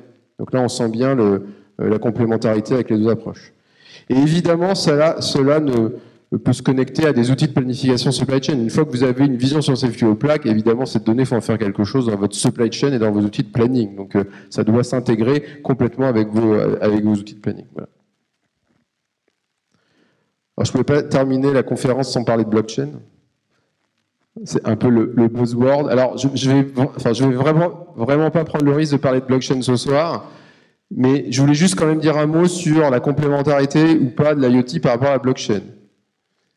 Alors, premier élément, l'IoT peut être un moyen de faire le lien entre la blockchain et les flux physiques. Donc la blockchain, c'est bien un registre digital infalsifiable dans lequel vous écrivez des transactions qu'on ne peut pas changer, etc. Bon. À un moment, quand on fait un système sécurisé, il faut qu'il soit sécurisé sur toute la chaîne. Donc le lien avec le physique ne doit pas être le talon d'Achille. Voilà, donc dans certains cas, l'IoT peut permettre de faire ce lien-là. C'est-à-dire, ça peut être le trigger. Si le capteur est certifié et agréé par tout le monde, l'IoT peut être considéré comme un trigger de ce qui va écrire la transaction et déclencher la transaction dans la blockchain. Donc là, on est vraiment sur une notion de complémentarité. Après, ce qu'il faut avoir en tête, c'est que dans certains cas, l'IoT ou la blockchain et l'IoT peuvent être des moyens qui entre guillemets, concurrent de regarder un cas d'usage. Alors, ça ne suit pas la même chose. Hein. L'IoT, ça suit du physique. Ça mesure un état, ça suit des positions, voilà. La blockchain, ça va plutôt suivre des flux logiques ou des transactions, des transferts de responsabilité. Donc ça ne suit pas la même chose fondamentalement. Par contre, en fonction du cas d'usage, des fois, peut-être qu'on a envie de faire du physique pour suivre une question de responsabilité, et réciproquement. Voilà, donc dans certains cas, il faut bien regarder. Voilà, c'est ça que je dis. Je ne dis pas que c'est l'un versus l'autre, il n'y a pas de réponse définitive. Mais le point, c'est sur les cas où le physique rejoint la responsabilité, ça vaut le coup de se poser la question de quelle est la techno la plus pertinente par rapport à votre cas d'usage. Et il n'y a pas de réponse toute faite. Voilà. Après, dernier mot pour conclure là-dessus, sur la blockchain, voilà, on est sur quand même un sujet qui est super naissant. Je disais qu'on est au début de la maturité sur l'IoT, mais sur la blockchain, on est encore plus au début. Alors, il y a évidemment les crypto-monnaies qui sont assez matures, mais dans l'industrie, alors il y a un certain nombre d'annonces là qui ont été faites récemment, la Carrefour qui veut suivre ses poulets, etc. Mais on est quand même sur des phases assez amont. Voilà, et en conclusion, je voulais redonner les 7 challenges qu'on a lorsqu'on se lance dans un projet IoT. Alors, certains sont communs avec ceux d'Arnaud, d'autres sont le vécu et sont différents. Bon, le premier point, c'est partir de l'usage et des irritants et non de la techno. Ça, c'est fondamental. Il faut avoir un problème à résoudre et partir d'un irritant qu'on essaye de résoudre. Bon, s'assurer du ROI, il vaut mieux le faire au début du projet qu'à la fin. Ça évite de dépenser beaucoup d'énergie pour rien. Alors ça, c'est une tendance aussi assez psychomaniaque des gens qui font les projets, c'est vouloir tout faire d'un coup. Donc on va mettre énormément de techno. Alors, le problème d'un capteur IoT, c'est que c'est une sorte d'équilibre géant. C'est-à-dire que plus vous mettez de techno, parce que c'est sympa, on va mesurer plein de choses, plus ça coûte cher et plus ça consomme d'énergie. Donc à la fin, vous êtes exactement à l'opposé de ce pourquoi vous êtes allé voir Sigfox. Voilà, donc il faut bien choisir le niveau de techno adapté à l'usage. Donc la première question, c'est quoi l'usage? C'est qu'est-ce qui déclenche la valeur? Et exactement ce qui déclenche la valeur doit être identifié, et on met la bonne techno qui permet de faire ça, et pas plus. Il faut aller vite, parce que c'est 3 ans pour faire un projet IoT, il va se passer beaucoup de choses dans les 3 prochaines années, et il vaut mieux y aller étape par étape, simple, et faire évoluer. Il faut penser à l'expérience client dès le début du projet. Alors ça, c'est fondamental. Dès que ça touche alors, que ce soit des clients ou des utilisateurs, il faut vous réfléchir à comment ça va marcher avec eux. Quels services on leur offre, comment on leur présente, etc. Qu'est-ce qu'on fait quand ça ne marche pas? Bon, un réseau de télécom, voilà, parfois il y a des cas où la trame elle passe pas. Donc voilà. Donc tous ces cas-là, c'est quoi l'expérience client? Alors ça, c'est un autre vécu qui est assez qui est vraiment important, c'est que quand vous rentrez dans l'IoT, alors Sigfox c'est plutôt une grosse start-up, mais après on vous envoie vers des start-up, c'est-à-dire que pour faire le capteur, on vous présente 4-5 start-up, et donc vous êtes un gros groupe, donc c'est David contre Goliath, et vous devez choisir déjà dans un environnement, un écosystème hyper complexe, vous avez la Vivatech, vous avez je sais pas combien de milliers de start-up, et puis surtout vous devez choisir une start-up qui a 10 personnes, et alors que, voilà, et vous vous dites, mais finalement moi, je vais durer longtemps, mais eux, voilà. Donc il y a un vrai choc culturel à travailler dans cet écosystème, mais c'est super intéressant, ça apprend l'agilité. Et puis, alors, il y a aussi cette question quand même qui est importante de se poser, c'est gérer le paradoxe de l'obsolescence de la techno face à la durabilité des solutions cherchées. Alors moi, j'ai été dans le groupe LVMH, donc une des valeurs, c'est la durée, c'est la durabilité, c'est les produits qui durent longtemps. Donc quand vous mettez de la techno, forcément, il y a une notion d'obsolescence. Donc voilà, donc il faut bien se poser ces questions de comment on résout ce paradoxe. Donc il y a plein de manières de le faire. Par rapport au hardware, par rapport à la plateforme, etc. Mais en tout cas, c'est une question qui est importante de se poser. Voilà, j'en ai terminé. Merci.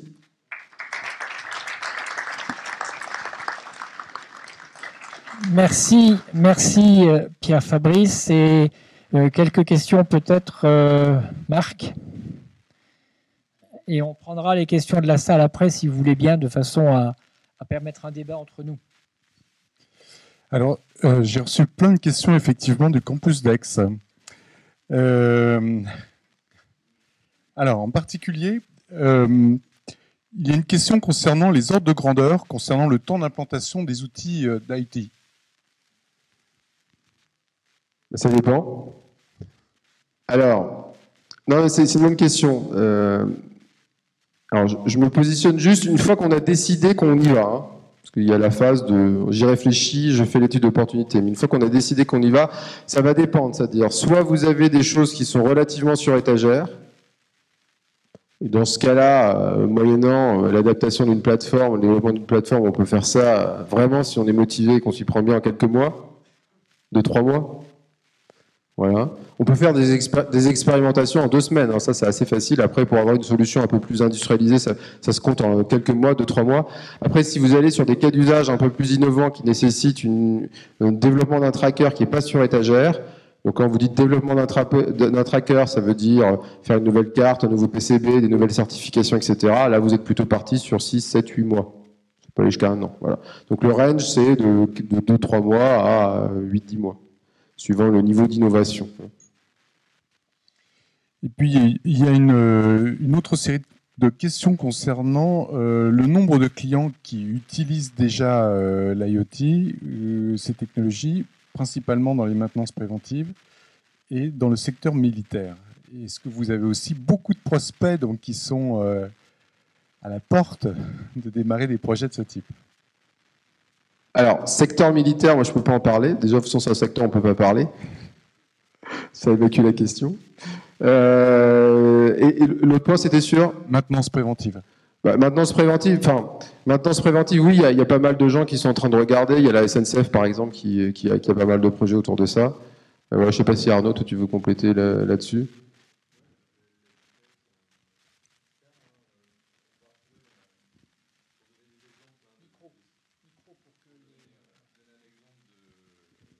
Excusez-moi. Donc pour donner un exemple de ce qu'est la maintenance prédictive, ça peut être tout simplement de monitorer la température des rails. Quand il fait chaud, les rails se déforment, les trains doivent ralentir. C'est mieux, plutôt que d'avoir des opérateurs qui vont se déplacer le long des rails pour aller mesurer, d'avoir des petits objets qui vont capter, qui vont remonter cette information. Idem sur les caténaires, également sur les batteries. Les batteries qui ne sont pas forcément monitorées. Et puis quand on en a besoin, il n'y a plus de jus. Typiquement, ça peut être des batteries de passage à niveau, donc qui vont engendrer des notions de sécurité des personnes. Voilà. Après, maintenance prédictive, j'en parlais sur les bâtiments. On peut retrouver, maintenance prédictive, on peut avoir sur des Cofeli, NGI, on peut avoir...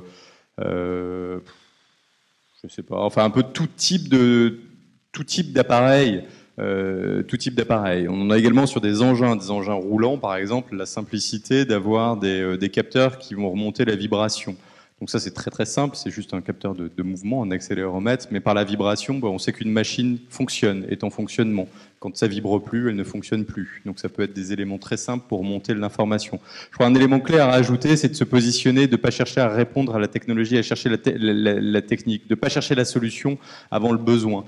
Quelle information je veux, et qu'est-ce que je veux en faire de cette information, et puis à qui elle est destinée même, puisque la même information, suivant à qui on la destine, n'a pas la même valeur et n'est pas traitée, n'est pas analysée de la même manière.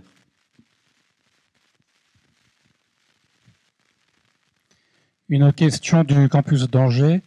Alors, vu du donneur d'ordre, de l'entreprise qui demande et qui travaille sur le projet, une fois que le choix technologique a été fait, par exemple, si on prend tel capteur et le réseau Sigvox, est-ce qu'on est complètement dépendant de ce choix-là, ou derrière, en fonction des évolutions, on peut facilement changer sans remettre à plat, sans remettre en cause tout le projet? Alors, ça, c'est une très très bonne question, parce que tous les clients se posent la question. En fait, il y a plusieurs manières de se rendre, on va dire, évolutif ou agile par rapport à la techno. La première manière que nous on recommande, c'est quand on construit la plateforme, c'est d'être capable de connecter sur la plateforme. Enfin, c'est d'avoir une première partie qui est un peu agnostique. D'être capable de connecter sur la plateforme différents types de trackers. C'est-à-dire que vous commencez avec un tracker Sigfox, et puis si dans 3 ans il faut changer, vous aurez la flexibilité de changer. C'est-à-dire que vous n'aurez pas à changer toute la partie plateforme, traitement de la donnée, connexion avec vos systèmes, et vous pourrez changer facilement de tracker. Alors après, dans la vraie vie, il y aura un peu forcément d'ajustements. Mais voilà, donc le premier élément clé, c'est la plateforme. Ça, c'est, si vous le pensez dans la conception dès le départ, vous pouvez construire une plateforme avec une brique un peu agnostique au début, qui permet de connecter différents types de trackers, parce que ça peut être changer de techno, mais ça peut être aussi changer de tracker au sein de la même techno, etc. Voilà, donc c'est avoir la capacité de connecter différents trackers sur une plateforme. Voilà. Après, moi, j'ai vu récemment un client, alors j'étais assez surpris, qui a fait la même chose sur des trackers. C'est-à-dire qu'il a fait deux modules dans son tracker. Il a fait un module de mesure, où il mesure des choses assez compliquées sur des frigos. Et un module d'émission, c'est-à-dire que là, vous avez deux modules qui s'assemblent, et le module d'émission est interchangeable. Donc ils se sont dit, alors ça coûte un peu plus cher forcément, mais ils se sont dit, c'est intéressant de demain, si je dois changer mon module d'émission, ou si dans certains pays, s'il faut que c'est pas encore présent et je veux mettre un autre module d'émission, je change juste ma partie module d'émission et je garde la partie mesure et capteur telle quelle. Voilà. Donc ça c'est intéressant quand vous avez des équipements importants, enfin à équiper. On ne parle pas de tracker qu'on met sur un carton, là on met sur, vous avez une machine, vous avez un équipement avec des données particulières à mesurer, où la partie intégration dans l'équipement est assez importante. Merci. On va passer à la troisième intervention, Régis. Oui. Oui.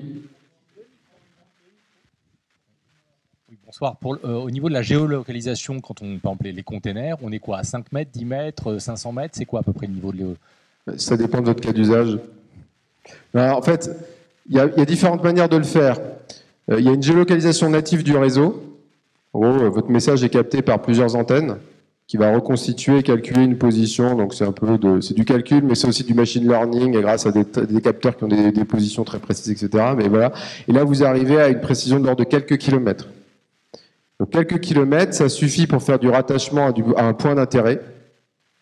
Mais ça suffit pas pour savoir exactement, voilà. Donc ça dépend du cas d'usage. Pour le cas des conteneurs maritimes dont je parlais tout à l'heure, le quelques kilomètres suffit parce qu'on veut savoir où on en est sur la carte que je vous ai montré tout à l'heure. Donc honnêtement, aller au-delà, après c'est un autre cas d'usage, c'est un cas d'usage différent. Voilà.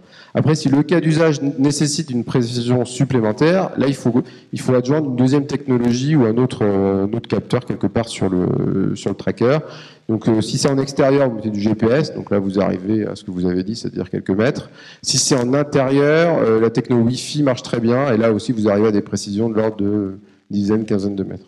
Voilà, donc en fait ça va... Donc la réponse à votre question est oui, c'est possible. Après, voilà, un GPS c'est 5, 6, 7, 8 euros supplémentaires. Donc après la question c'est ce qu'il y a de B-Case pour avoir cette précision supplémentaire. Voilà, donc ça dépend du B-Case, mais technologiquement, oui, tout est possible.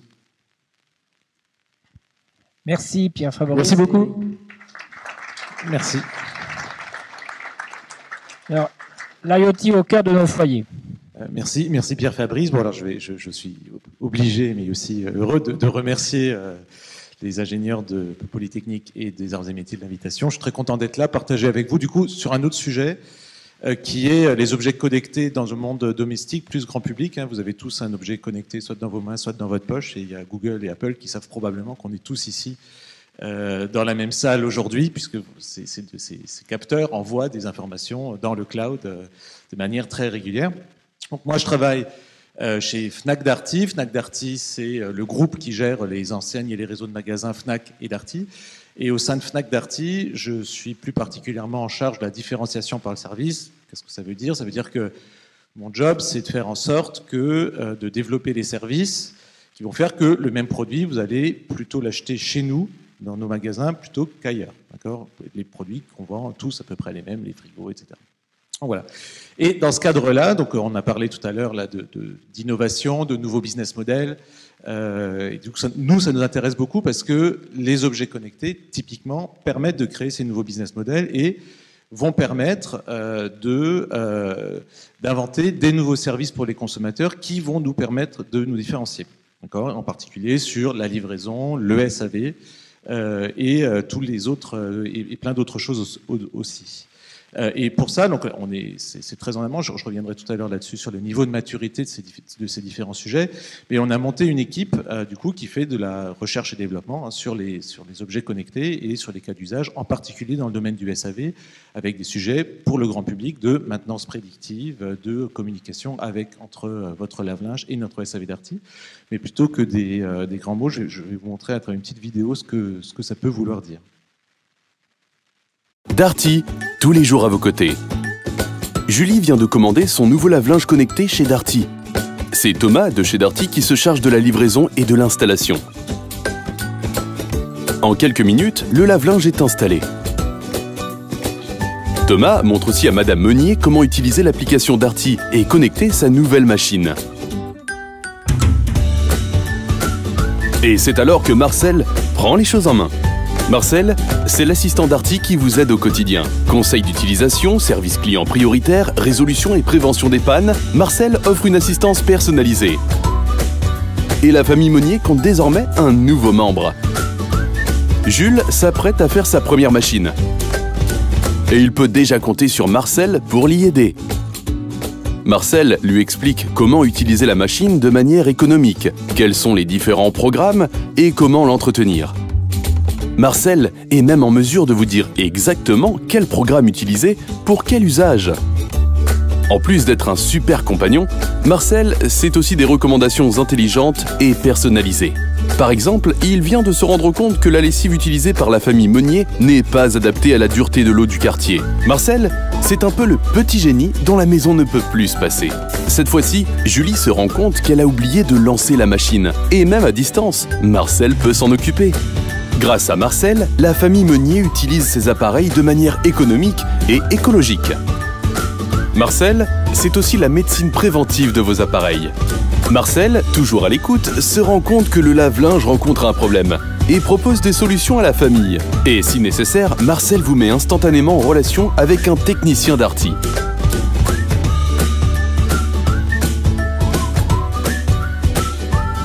Oh, il semblerait que le petit Maxime soit sur le point de faire une bêtise. Marcel détecte instantanément la panne, prévient la famille et propose de réserver un créneau d'intervention pour le dépannage. Et tout ça, toujours avec intelligence, en gardant le contact humain et le sourire au quotidien. Marcel communique toutes les informations au SAV Darty pour que le dépannage soit encore plus rapide. Toute la famille peut compter sur une assistance sur mesure, prévenante et toujours à ses côtés. Marcel, c'est tout le service et le savoir-faire Darty à portée de main. Et demain, Marcel s'occupe de vous, mais aussi de tous les appareils de la maison. Marcel, le SAV Darty, nouvelle génération. Darty réinvente l'assistance. Une initiative du groupe Fnac Darty.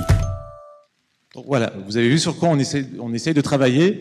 Alors ça, c'est pas de la science-fiction, hein, puisqu'on va avoir nos premiers clients en test le mois prochain. Avec un scénario de ce type-là, vous voyez, Marcel, c'est un assistant, un chatbot, hein, on pourrait dire, donc un assistant automatique ou un Google Home, Voice, peu importe ce que vous voulez, qui va discuter avec vous et qui va se connecter à vos appareils pour pouvoir vous donner des conseils et détecter des pannes. Et typiquement, des cas d'utilisation, il y en a deux grands. Aujourd'hui, votre lave-linge est en panne. Vous appelez, vous décrochez votre téléphone et vous appelez Darty. Demain, c'est le lave-linge qui appelle tout seul Darty. D'accord, parce qu'il est connecté, il n'y a pas besoin de vous demander de décrocher votre téléphone. Deuxième cas, c'est peut-être qu'avec des capteurs, un accéléromètre connecté à l'intérieur du lave-linge, on arrive à détecter que la courroie se détend petit à petit, qu'elle va finir par casser dans 2 semaines ou un truc, et du coup déclencher de manière préventive une intervention sur le lave-linge. Okay, donc ce que je vais partager avec vous là aujourd'hui, c'est au-delà de ces premiers cas, etc., de ces premiers clients qu'on va avoir en test, il y a quand même tout un écosystème. Il y a beaucoup de choses qui font qu'on s'intéresse à ça aujourd'hui. Vous allez voir aussi qu'il y a pas mal de freins qui ne sont pas de la technologie. Hein, c'est plutôt des freins de type business, organisation, etc. Et pour finir, je n'ai pas de best practice ni de blockchain. Je vais juste vous dire les 4 verrous qu'il va falloir faire sauter et qui vont faire que ce type d'usage et ce type d'utilisation va vraiment prendre son ampleur. Alors d'abord, je disais, les objets connectés, ça fait longtemps qu'on en a chez nous. Hein. Ce qu'il faut regarder, c'est pas l'ordinateur, c'est le modem. Le modem, ça a été un des premiers objets connectés, parce que assez tôt, les opérateurs, on parlait de Wanadoo tout à l'heure, ils ont commencé à envoyer des informations sur votre ligne de manière très régulière pour pouvoir faire des diagnostics à distance. Et donc ça, c'est quelque chose qui est déjà dans nos foyers depuis un petit moment déjà. Et voilà, aujourd'hui, globalement, tous les appareils qu'on vend chez Fnac et Darty sont connectés, ou beaucoup, en tout cas, toutes les catégories de produits. Et ce qu'on pense, hein, et alors moi j'ai vu les 20 milliards tout à l'heure, nous on voit très rapidement hein, des nouveaux produits connectés arrivent sur le marché. On pense que d'ici 4-5 ans, 8 produits qu'on vendra sur 10 seront connectés ou connectables. D'accord ? Donc c'est quelque chose qui arrive de manière assez massive, c'est-à-dire que la baisse du coût de la technologie fait que la technologie de connectivité arrive dans tous les appareils grand public que vous allez avoir chez vous. Et ça touche, alors évidemment, le lave-linge, le frigo ou l'ordinateur qu'on a déjà, les télés. Hein. Souvenez-vous, il y a 10 ans, il n'y avait aucune télé qui était connectable ou connectée ou quoi que ce soit. Aujourd'hui, globalement, tous les télés que vous pouvez acheter dans nos magasins, ils sont connectables à Internet pour proposer plus de services, plus de contenu. Hein, donc on voit bien une évolution des pratiques là-dessus. Je ne mentionne pas le compteur Linky qui est connecté aussi, alors pas par l'air, mais ça passe par le câble, des serrures connectées, etc. Et Google Home, hein, qui est un peu la nouveauté, tous les assistants vocaux qui se positionnent pour orchestrer un peu tout ça. Alors qu'est-ce qu'on peut faire avec ça? Quels sont les cas d'usage? Par exemple, je peux dire OK Google, fais-moi une ambiance cosy pour la suite de ma réparation. Et voilà. Et donc du coup, ça c'est assez facile à faire aujourd'hui. C'est-à-dire que vous pouvez acheter un Google Home, 3 lampes Philips Hue, hein, qui étaient là tout à l'heure. Et ça, c'est un scénario que vous pouvez demain faire chez vous, avec des objets qui sont accessibles au grand public de manière aussi simple que ça. Hein, on l'a testé dans notre lab. Bon, voilà, ça prend 5 minutes à mettre en place. Les cas d'utilisation là-dessus, donc du coup, il y a une maturité. Alors, évidemment, il y a des choses assez impressionnantes et probablement un peu inutiles de ce type-là qui existent aujourd'hui, avec quand même des maturités pour le grand public qui sont assez variables. Si je prends quelques cas d'usage, je ne sais pas tous les cas d'usage, quelques fonctionnalités, par exemple, il y a beaucoup d'appareils qui sont aujourd'hui ont des fonctionnalités qui sont enrichies par le cloud. Hein, typiquement, quand vous avez une balance connectée, hein, vous mettez sur votre balance connectée.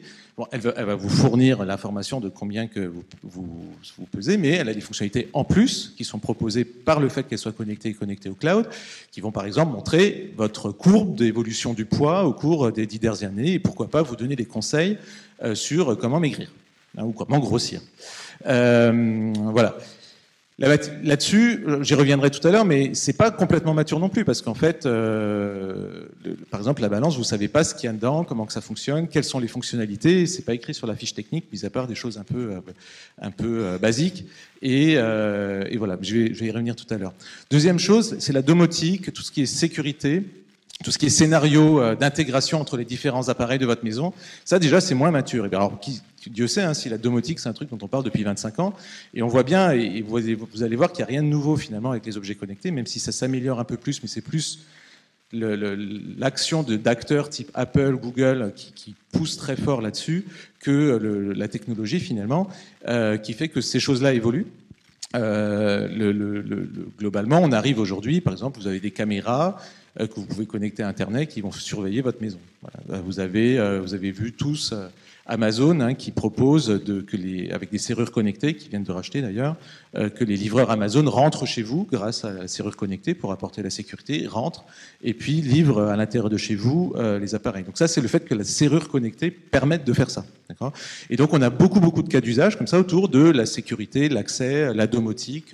Et je ne parle pas de toute la partie contrôle d'énergie, typiquement pour réduire ma consommation d'électricité. Le fait d'avoir quelque chose de connecté au cloud avec des algorithmes qui prédisent en fonction de la météo pour ajuster à l'avance la température et la puissance de mes radiateurs chez moi, ça permet de baisser aussi les factures d'énergie. Donc ça, c'est des choses qui sont à peu près mûres à condition que vous restiez dans un écosystème donné. C'est-à-dire, si vous restez chez Apple, ça marche. Si vous restez chez Samsung, ça marche. Si vous restez chez Somfy, ça marche. Si vous essayez de connecter tout ça entre eux, ça devient beaucoup plus compliqué. En fait, je vais parler des deux en même temps, c'est pas grave. Je vais passer à la télémaintenance. Alors ça, c'est pas mûr du tout. Hein.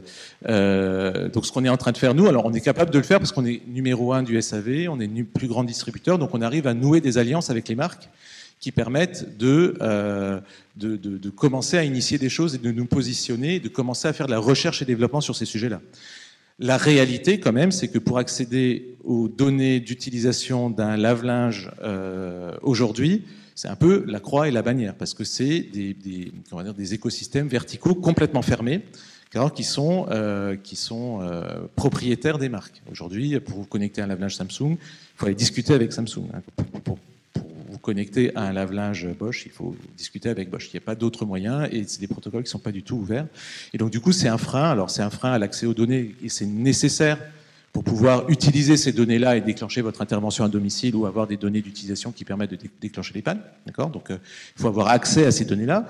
Et puis, je ne sais plus ce que je voulais dire, donc je vais passer à l'étape d'après. Et enfin, il y a des sujets de paiement à l'usage, c'est-à-dire que dans les nouveaux business models, il y a des choses qu'on a regardées, qui sont déjà en place en Hollande. Par exemple, il y a une société qui s'appelle Omi qui permet de faire qui vend des lave-linges, enfin qui les vend pas, qui vous installe un lave-linge et vous payez, je sais pas, 3-4 euros par lavage. D'accord ? Donc vous payez pas le lave-linge, vous payez juste à l'usage. Et ça, le fait que ce soit connecté, ça remonte, et puis du coup, vous avez une facture tous les mois. Ça, c'est pas mûr du tout non plus. Il y a 2 sociétés qui ne gagnent pas d'argent, qui font des choses là-dessus. Est-ce qu'il y a des usages là-dessus ? Est-ce que la valeur, etc. On va voir. Et justement, pourquoi ? Alors, une des questions, la technologie existe. Elle commence à s'appliquer à l'industrie. Les télés connectées, les modems, ça fait 10-15 ans que ça existe, les modems connectés qui remontent de l'information.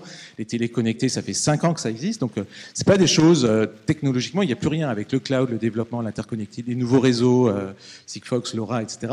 Tout est là, d'accord ? Et la principale raison qui fait que c'est pas plus développé que ça, c'est exactement la même raison que ce qu'on a eu pour la domotique pendant des années, c'est la chaîne de valeur. On a parlé aussi tout à l'heure beaucoup de chaînes de valeur. Donc en fait, pour nous, distributeurs, la chaîne de valeur pour un client qui a acheté par exemple un lave-linge, pendant très longtemps, c'est ça. Donc il y a un constructeur ou une marque qui fabrique des lave-linges, qui les vend à vous en passant par un distributeur, et de temps en temps, on fait du SAV dessus. Donc lui, il prend une marge, lui, il fait une marge de fabrication, nous, on prend une marge dans la distribution, et voilà. Puis après, on a des coûts de SAV qui peuvent être, selon les pays, par exemple, supportés par le distributeur ou supportés par le constructeur. Modèle assez simple. Globalement, les consommateurs s'y retrouvent, ils comprennent le modèle, etc. Quand on se parle de la chaîne de valeur dans les objets connectés, elle ressemble plutôt à ça. C'est-à-dire que il y a beaucoup plus d'acteurs là-dedans. D'accord ? Donc ça va par exemple, Google, qui fournit des Android embarqués pour faire des objets connectés. Ils veulent un bout de la chaîne de valeur. Les fournisseurs de réseau, donc Sigfox par exemple, il faut les payer. Il y a des utilisateurs tiers, par exemple le livreur Amazon, qui vient et qui rentre chez vous grâce au système de serrure connectée, il fait partie de l'écosystème des objets connectés. Donc lui aussi, il joue un rôle dans cette chaîne de valeur-là. Et ce qu'il faut bien avoir en tête, c'est que vous, moi, tout le monde, n'est pas prêt à payer 1 euro de plus son lavage. C'est-à-dire que le lave-linge, il ne va pas doubler de prix pour payer tous ces gens-là. Donc, il y a vraiment une bataille qui s'engage et qui est en cours sur la chaîne de valeur de comment est-ce que, globalement, le coût total de possession d'un lave-linge ou de n'importe quel appareil que vous avez chez vous, il se répartit au sein de tout ce monde-là. Et ça a comme implication très directe des lock-in sur la technologie, typiquement Samsung, qui a un système complètement propriétaire de collecte de données, etc. Vous ne savez pas ce qui se passe. Ça conduit des problèmes d'interconnexion entre les appareils. C'est-à-dire qu'aujourd'hui, bien malin celui qui saura faire communiquer un lave-linge et un frigo pas de la même marque entre eux. Voilà. C'est un peu comme si... aujourd'hui, c'est un peu comme si sur chaque télé, en fait, on pouvait regarder qu'une seule chaîne. C'est parce qu'on peut pas, parce qu'il n'y a pas de standard, il n'y a pas d'intercommunication, tout ça n'est pas normalisé. Et donc, du coup, si vous achetez une télé de la marque A, vous pouvez regarder que la chaîne de la marque A. Voilà, c'est comme ça que ça marche. Et le modèle aujourd'hui sur le grand public, il est vraiment orienté comme ça. Donc on voit, d'une part, on a toute la technologie qui est disponible. Il y a des cas d'usage, on vous a montré sur quoi on travaille, qui sont aujourd'hui réels, demandés par le public. On a un vrai sujet sur la durabilité typiquement des produits, le fait qu'on fasse durer les produits plus longtemps grâce à ces technologies-là. Elles peuvent vraiment permettre ça, mais de la complexité de la chaîne de valeur autour des objets connectés, c'est un réel frein, et c'est un réel frein au développement aujourd'hui, et qui fait que tout ça est très immature encore et va beaucoup évoluer. Moi, j'aimais bien l'Internet des années 2000 et ce qu'on fait aujourd'hui avec Hubert là, de tout à l'heure. C'est vraiment ça, c'est-à-dire que tout ça va probablement se simplifier et se clarifier dans les années qui viennent, mais c'est pas encore pour tout de suite. Alors, c'est quoi, justement, avant de continuer, c'est quoi les 4 points, on va dire, qui font que ces sujets-là pourraient se déverrouiller. Il y en a 4. Il y a l'information des consommateurs, la différence entre connectable et connecté, ça elle est importante. Le fait, les protocoles et les datas. Premier point, L'information des consommateurs. Donc ça, alors qui sait ce que c'est ça? Voilà, ça c'est un super objet connecté qui sert à mieux dormir. D'accord, vous mettez ça sous votre lit, enfin en tout cas sous votre matelas. Ça va capter vos positions de sommeil et du coup ça va utiliser ça pour changer la luminosité, émettre des sons, d'accord, pour optimiser sur la base d'années de recherche, d'accord, votre expérience de sommeil, si je peux me permettre cette expression. Et voilà. Donc, voilà, vous mettez ça dans un magasin ou une photo comme ça sur Internet, c'est très compliqué à expliquer. Et encore, s'il y avait que ça, d'accord. Ok, ça capte des données sur mon sommeil, mais ça en fait quoi? Ça les envoie à qui? Okay. Quand j'ai une évolution du logiciel qui est dans le cloud, qui n'est pas là-dessus, qu'est-ce qui se passe? Comment que je suis informé? Okay. D'ailleurs, quels sont les logiciels qui sont embarqués là-dedans? Est-ce qu'ils sont vraiment sécurisés? Est-ce qu'il n'y a pas un pirate chinois qui peut utiliser ça pour spammer ma grand-mère? Non, mais c'est une vraie question. Hein. Vous avez suivi l'actualité. Il y a à peu près un an, il y a eu un gros truc avec, il y a eu plus de 100 000 caméras connectées, d'accord, qui avaient été piratées par un botnet et qui du coup servaient à faire des attaques par déni de service sur des serveurs qui étaient la cible des attaquants. Et c'est pas quelque chose d'anodin, parce qu'en fait, c'est 1200 modèles de caméras, différents, parce que c'était un fabricant chinois qui vendait sur plein de marques en OEM, et vous en avez peut-être une chez vous. Hein. Donc le truc, et comment que le consommateur est au courant de ça? Comment est-ce qu'on fait pour le faire ça? Et ça, réellement, c'est un frein, et nous, typiquement, dans le cadre de nos activités, on a l'UFC Que Choisir qui a mené une action contre nous sur le manque d'information des consommateurs sur le fait qu'on vende des objets et on ne sait pas ce qu'il y a dedans. Donc, premier point, c'est il faut plus informer les consommateurs et ça demande beaucoup d'éducation, etc. Même au-delà de l'aspect à quoi ça sert. Voilà. Deuxième point, c'est que connectable ne veut pas dire connecté. Hein, tous les télés aujourd'hui qu'on vend, quand je vous disais, quand on dépasse, je sais pas, 300 €, même 250 €, sont connectables. Je ne sais pas vous dire déjà combien il y en a qui sont réellement connectés. On estime que c'est moins d'une sur deux. Okay. Et on a fait là sur un lave-linge qu'on a dans notre truc de test. Hein, donc on en a vendu quelques centaines, d'accord, sur un modèle très précis. En fait, on n'a pas réussi à. Je pense que le nombre de lave-linge qui étaient réellement connectés, c'était inférieur à 5%. Donc entre la promesse de connectabilité et le fait que les objets soient connectables et lorsqu'ils sont réellement connectés, il y a une grosse différence en fait quand on est dans le grand public. Et du coup, si c'est pas connecté, on peut rien en faire. On peut pas faire de maintenance prédictive, on peut pas faire de télémaintenance, etc. Et les freins, on pourrait dire c'est juste de l'information consommateur. Si le livreur d'articles connecte, ça pourrait marcher. C'est pas tout à fait vrai non plus parce que par exemple, un lave-linge c'est au sous-sol. Okay, au sous-sol. Il n'y a peut-être pas le Wi-Fi. Enfin, le Wi-Fi, vous le mettez dans votre salon, vous le mettez pas au sous-sol, quoi. Donc, si le lave-linge il se connecte uniquement par Wi-Fi, ça ne marche pas, sauf à installer le Wi-Fi dans le sous-sol. Mais bon, voilà, qui va installer du Wi-Fi dans son sous-sol? Donc, vous voyez qu'il y a des problèmes vraiment liés à l'environnement, à la configuration, problèmes qui peuvent être résolus en partie par des technologies type Sigfox, d'accord, où justement il faudrait qu'on teste si dans tous les sous-sols parisiens la technologie passe à travers. On pourra peut-être l'essayer ensemble. Voilà.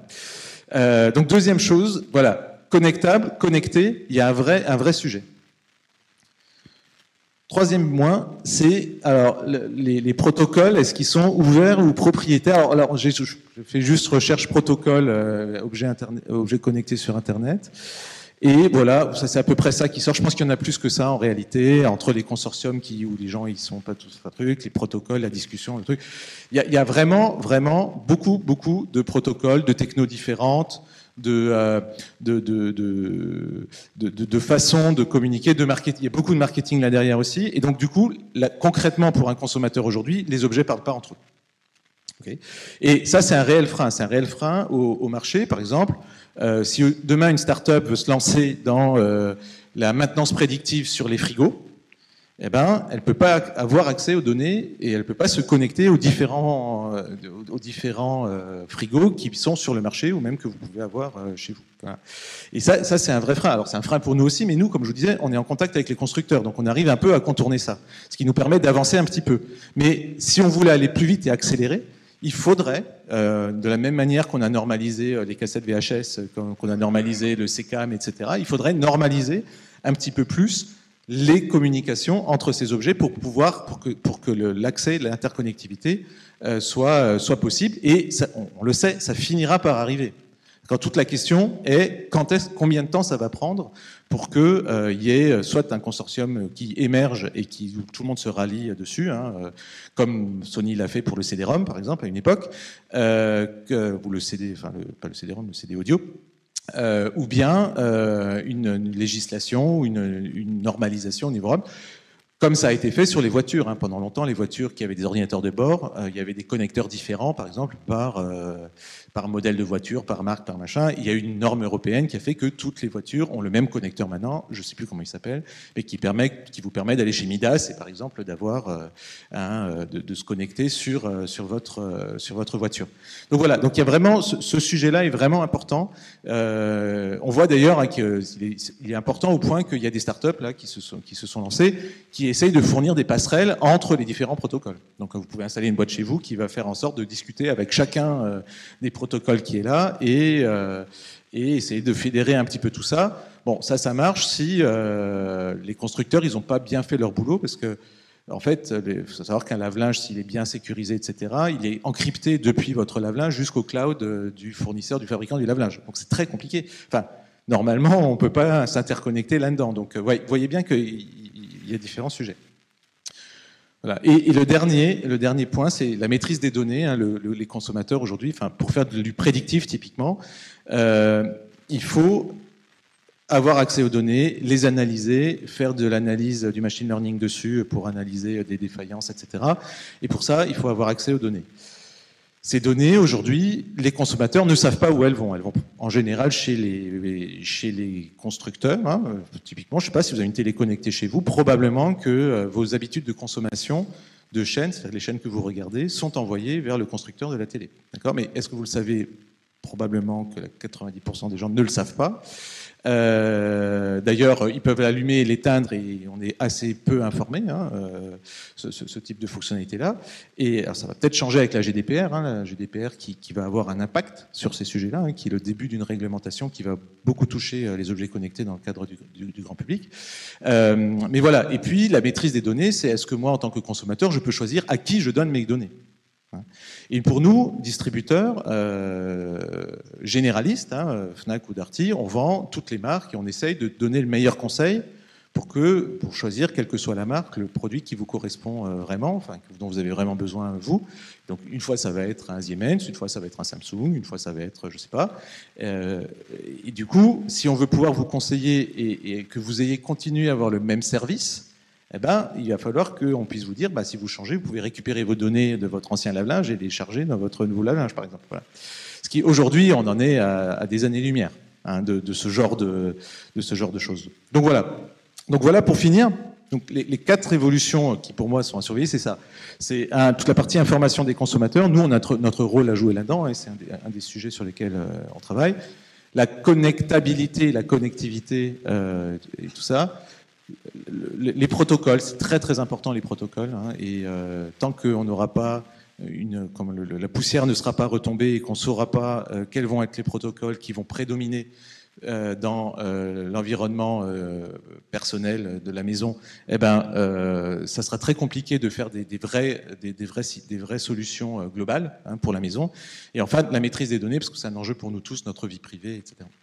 Donc voilà ce que je voulais partager avec vous. Donc vous voyez bien qu'on est dans un cas typique où on a une technologie qui existe. Franchement, des cas d'usage dans l'industrie, il y en a plein. Dans le grand public, il y en a plein aussi, parce que c'est aussi compliqué de faire un système de maintenance prédictive. Il y a un peu de big data en plus, d'un point de vue technologique, que de faire une balance connectée, finalement. Vous voyez et pourtant, on n'y arrive pas, okay, parce qu'on a des freins liés à la complexité de l'écosystème et au fait qu'on a beaucoup d'acteurs qui se partagent la chaîne de valeur et nous, consommateurs, qui ne voulons pas payer plus cher. Voilà. Et j'ai fini par les 4 grands verrous qu'il faut surveiller de très près, parce que le jour où ces verrous-là arriveront à sauter, eh ben, on arrivera à faire des applications beaucoup plus poussées, et ça favorisera aussi tout l'écosystème des entreprises qui veulent travailler sur ces sujets-là. Voilà, je vous remercie. Merci Régis.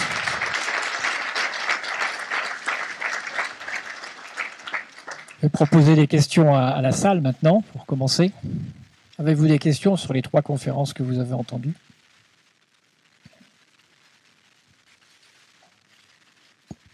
Bonjour, c'était un peu pour les 3 conférenciers. Moi, je suis un petit peu parano et tout ce qui est prise de contrôle par des pirates de tous ces objets connectés, je me pose la question, est-ce qu'il faut en avoir une peur ou quels sont les contrôles qu'on peut avoir d'un point de vue protection, et je ne sais même pas à quel niveau il faut pouvoir se protéger pour qu'on ne puisse pas transformer n'importe quel objet ambiant en une source de méfaits ou de mauvaises surprises, quoi. Alors, je vais commencer, puis je vais m'asseoir là, comme ça, après je passerai le micro. La réponse est oui. D'accord. En tout cas, sur le domestique, de la même manière que vos PC personnels sont très vulnérables finalement aux attaques, parce que vos antivirus sont pas à jour, parce que le grand public n'a pas les précautions d'usage. Puis aussi, comme je disais, un sujet d'information, c'est qu'on ne connaît pas les logiciels qui sont embarqués. D'accord. C'est pas dans les fiches techniques, et on pourrait très bien avoir une version. Il y a beaucoup de Linux, par exemple, dans les systèmes embarqués, et des failles de sécurité dans Windows, dans Linux, etc. Il y en a tout le temps qui sont découvertes, donc dans Linux aussi, mais elles sont corrigées immédiatement. En tout cas, si vous avez un Linux chez vous, sur un serveur, etc. Par contre, sur votre caméra, est-ce qu'elle est mise à jour pour corriger la faille de sécurité? En l'occurrence, elle ne l'était pas. C'est pour ça qu'on a eu ce cas l'année dernière. Et des cas comme ça, il y en a, si vous suivez un peu cette presse-là, il y en a un peu tout le temps. Et donc, du coup, on a un vrai sujet de mise à jour, maintenance de ce parc-là, et du fait que la sécurité, elle soit vraiment au cœur du truc. Dans l'industrie, mais je vais vous laisser répondre, c'est un peu différent. D'accord, comme sur les serveurs, etc., ça peut être un peu différent. Merci. Alors, effectivement, oui, il y a un risque, et comme avec toute techno, et la sécurité, plus vous rajoutez des niveaux de sécurité, les hackers vont de plus en plus vite également. Après, il faut bien regarder aussi quel est le type d'objet que vous avez. Est-ce que c'est un objet qui est intelligent, ou est-ce que, comme dans mon exemple de Precision Farming, c'est un objet qui est idiot? Moi, j'aime bien les objets idiots.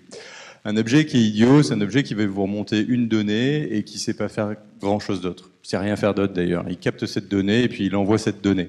Il n'y a pas de traitement. Donc il n'y a pas d'intelligence. Il n'y a pas de moyen de se connecter même à cet objet. Je parle d'objets, là pour le coup, qui sont des objets Sigfox. On n'a pas de moyen de s'y connecter. Et on envoie des petits messages. Quand je parlais de petits messages, Sigfox, ce sont des messages qui font 12 octets. Oui, des octets. 12 octets. Alors ça suffit pour envoyer des positions GPS, des températures, des pressions, plein d'informations comme ça qui sont très utiles. Mais 12 octets. Les caméras sont connectées en IP. Elles ont un câble derrière qui envoie des mégas, des gigas de données. C'est ça qui a permis d'avoir une attaque. Donc il faut bien regarder aussi qu'est-ce qu'on veut faire. Donc il faut tout simplement assesser le risque, faire un risk assessment. Mais c'est évident qu'il y a un risque, notamment sur des objets plutôt orientation consumer. Les voitures connectées, il y a eu des cas comme ça. Voilà. J'ai juste complété parce que c'est un risque tellement réel, hein, vous êtes inquiète, mais beaucoup de gens sont inquiets. Du coup, il y a des gens qui fabriquent des firewalls qui justement servent à protéger votre maison connectée. Et donc, on vend aussi dans nos magasins, du coup, pour protéger la maison avec tout ce que voilà, c'est exactement ça. Mais c'est comme sur votre ordinateur, c'est-à-dire que quelque part, je suis un peu alarmiste en disant oui, tout est possible. Dans la réalité, qui va s'intéresser à votre caméra pour espionner chez vous, quoi? Enfin, probablement très peu de personnes. Enfin, vous voyez, donc il faut vraiment le truc là-dessus, c'est le rapport pour les gens qui font un business de l'attaque sur ce genre de choses. Il faut qu'ils aient un rapport coût-bénéfice eux aussi qui soit intéressant. Hein, donc, s'il y a une faille de sécurité sur une caméra qui est déployée à 500 000 avec un gros processeur à l'intérieur, hein, puisqu'en l'occurrence c'était le cas, il y avait un petit processeur sympa dans cette caméra-là, bah oui, on peut en faire quelque chose, quoi. Si c'est juste un petit appareil ou vous, etc., et qui c'est très ciblé de l'attaque, ça va intéresser personne. J'ai une question, moi, d'Ex. Comment gérer la masse de données générée par l'IoT? Est-ce que l'explosion de cette technologie ne risque pas d'être ralentie à cause de cela?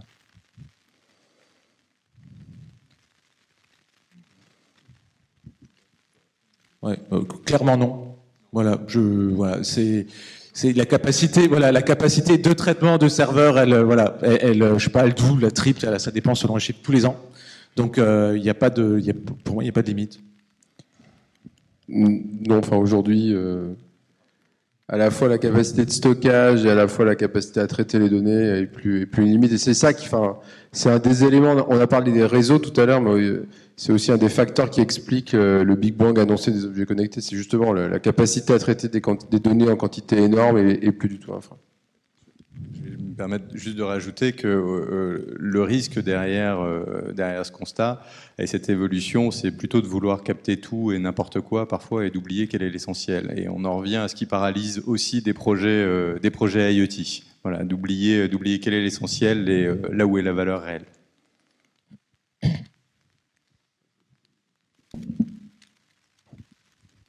Bonsoir.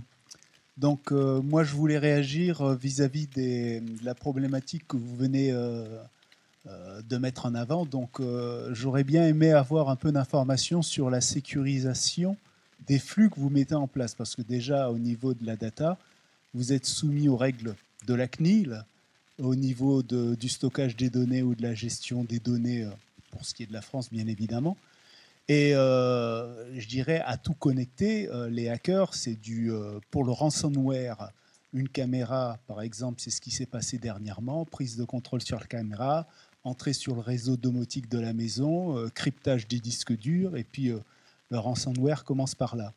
Donc, vis-à-vis des données, même si elles sont 12 octets toutes les 30 secondes ou toutes les minutes, au fur et à mesure, ça fait une masse conséquentes de données qui peuvent être exploitées pour pouvoir la position, localiser, la circulation. Et même si ce n'est pas beaucoup de données, sur la durée, ça peut être une information intéressante qui pourrait être exploitée par une tierce personne. Et vis-à-vis de ça, elle a de la valeur, cette information. Et elle nécessite, au même titre qu'autre chose, d'être sécurisée. Je me permets juste parce qu'il y avait les 12 octets. Après, je te le passe. Alors, vous avez raison. Vous avez raison. C'est un véritable enjeu la sécurité de l'IoT. Et vous avez raison. Cette donnée, même si elle est faible, une position GPS à un moment donné, si c'est un tracker qui est collé alors les véhicules en ont plein, mais on va pas prendre ça, mais voilà, qui peut être un bouton par exemple pour sécuriser une personne, un bouton d'appel à l'aide, comme on en a qui existent pour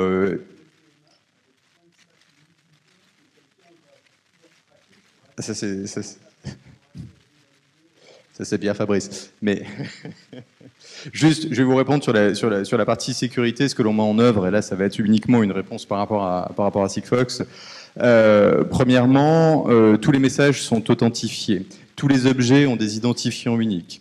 Les messages peuvent être bien entendu cryptés entre un objet et le cloud Sigfox, puisque tous les messages doivent passer par le cloud Sigfox avant d'être réexpédiés vers la plateforme qui va stocker, qui va traiter. Nous, on n'est qu'un intermédiaire. Pour aller plus loin, on a développé avec des partenaires, notamment ST Microélectronique, des Secure Elements. Un Secure Element, c'est donc une puce quelque part physique qui est sur l'objet qui va stocker les données de cryptage. C'est ce que vous avez sur votre carte bleue, voilà, pour situer. Donc on est à ce niveau-là de sécurisation des informations de la donnée qui transite. Et puis la sécurité, on va la penser bien entendu de bout en bout, c'est-à-dire que une fois que sur notre plateforme bien entendu est résiliente, sécurisée comme beaucoup de plateformes, enfin au niveau à l'état de l'art, et ensuite les informations sont renvoyées vers les plateformes de stockage qui peuvent être tous les grands clouds qui existent ou une plateforme privée de manière encore une fois sécurisée et cryptée. Donc la sécurité est pensée de bout en bout. Après, comme je le disais tout à l'heure, on sait très bien que la sécurité c'est toujours une fuite en avant, mais à aujourd'hui, je pense qu'on a quand même un niveau qui est assez élevé. Et on répond bien évidemment quand ça s'avère le cas, c'est-à-dire quand on va être en relation avec des personnes, aux réglementations type celle de la CNIL, bien entendu. Donc, moi, je voulais compléter, c'est que je reviens à mon slide de tout à l'heure, où finalement une solution IoT, c'est un capteur, le réseau et la plateforme. Quand on réfléchit à la sécurité, il faut bien réfléchir à quel niveau de sécurité on a besoin et à quel endroit de la solution. C'est-à-dire que l'endroit naturellement le plus critique, c'est la plateforme, parce que la plateforme, on réunit des infos de tracker avec des infos de contenu ou de personnes. Voilà. C'est-à-dire que c'est là où ça devient assez critique, parce que si on hack la plateforme, on sait quel tracker est positionné sur quel contenu, qui appartient à qui est où, etc. Donc là, ça devient critique. Après, il y a la question des infos qui remontent du capteur. Si je prends l'exemple du conteneur maritime dont je parlais tout à l'heure, finalement, ce qui remonte du capteur, c'est un numéro unique de capteur. Il n'y a même pas la position, parce que la position, c'est le réseau qui la calcule, et c'est une température, voilà. Donc ça, si vous le hackez, vous avez des numéros de capteurs uniques avec des températures. Voilà. Qu'est-ce que vous faites de ça? Voilà. Ou si vous n'avez pas réussi à hacker la plateforme, juste avec les infos qui remontent du capteur, finalement, vous n'allez pas en faire grand-chose. Voilà. Donc c'est bien la question de une sécurité, ça se pense globalement. Et de quoi, enfin, à quel endroit on a quelle information, et finalement, qu'est-ce qui doit être sécurisé? Voilà. Donc, il n'y a pas de réponse absolue. Si vous allez dans la défense, c'est sûr qu'ils vont vouloir regarder jusqu'au capteur. Si vous allez sur des cas d'usage un peu plus industriels, le capteur en lui-même, dans la mesure où vous avez une donnée un numéro unique de capteur tout seul, en le hackant, vous en ferez pas grand-chose. Voilà. Et après, l'autre élément, c'est quoi l'intérêt à sécuriser versus le coût que ça occasionne. Voilà. Donc après, c'est un arbitrage à faire. Et là aussi, ça dépend de chaque cas. C'est quel est le bon arbitrage à faire sur l'ensemble de la chaîne. Oui, tout à fait. Et pour compléter dans le truc, faut pas négliger. Enfin, c'est pas parce qu'on est dans l'IoT que c'est nouveau, etc., qu'il faut négliger toutes les bonnes pratiques en termes de sécurisation qu'on peut avoir ou qu'on connaît depuis des années. Hein. Une balance connectée, si jamais elle a un microprocesseur avec de la mémoire, etc., dedans, c'est aussi un ordinateur. Donc, ça doit être protégé comme un ordinateur. Si on est dans un capteur qui envoie des informations, ce qu'on a vu, finalement, on a juste remplacé le fil qui pouvait relier le capteur à centrale, donc on peut pas mettre des fils partout, par un signal. Donc vous n'êtes pas à l'abri non plus que si c'est relié par fil, il y a quelqu'un qui puisse couper le fil et lire ce qu'il y a dessus. D'accord. Donc le niveau de sécurisation doit être adapté et on est exactement dans le même schéma que des schémas qu'on connaît en termes de sécurisation depuis des années. C'est juste qu'on a multiplié le nombre d'ordinateurs qui sont répartis en fait dans nos domiciles et dans nos trucs. S'il y a de l'intelligence, il n'y en a pas toujours. Et si on est dans les capteurs, il faut sécuriser l'information au bon niveau. D'accord. Donc effectivement, un capteur de température ou un capteur de vibration dans un lave-linge, par exemple, c'est pas forcément, si c'est juste cette information-là qui remonte, c'est pas forcément une information nécessaire de sécuriser. Il faut évaluer la chose.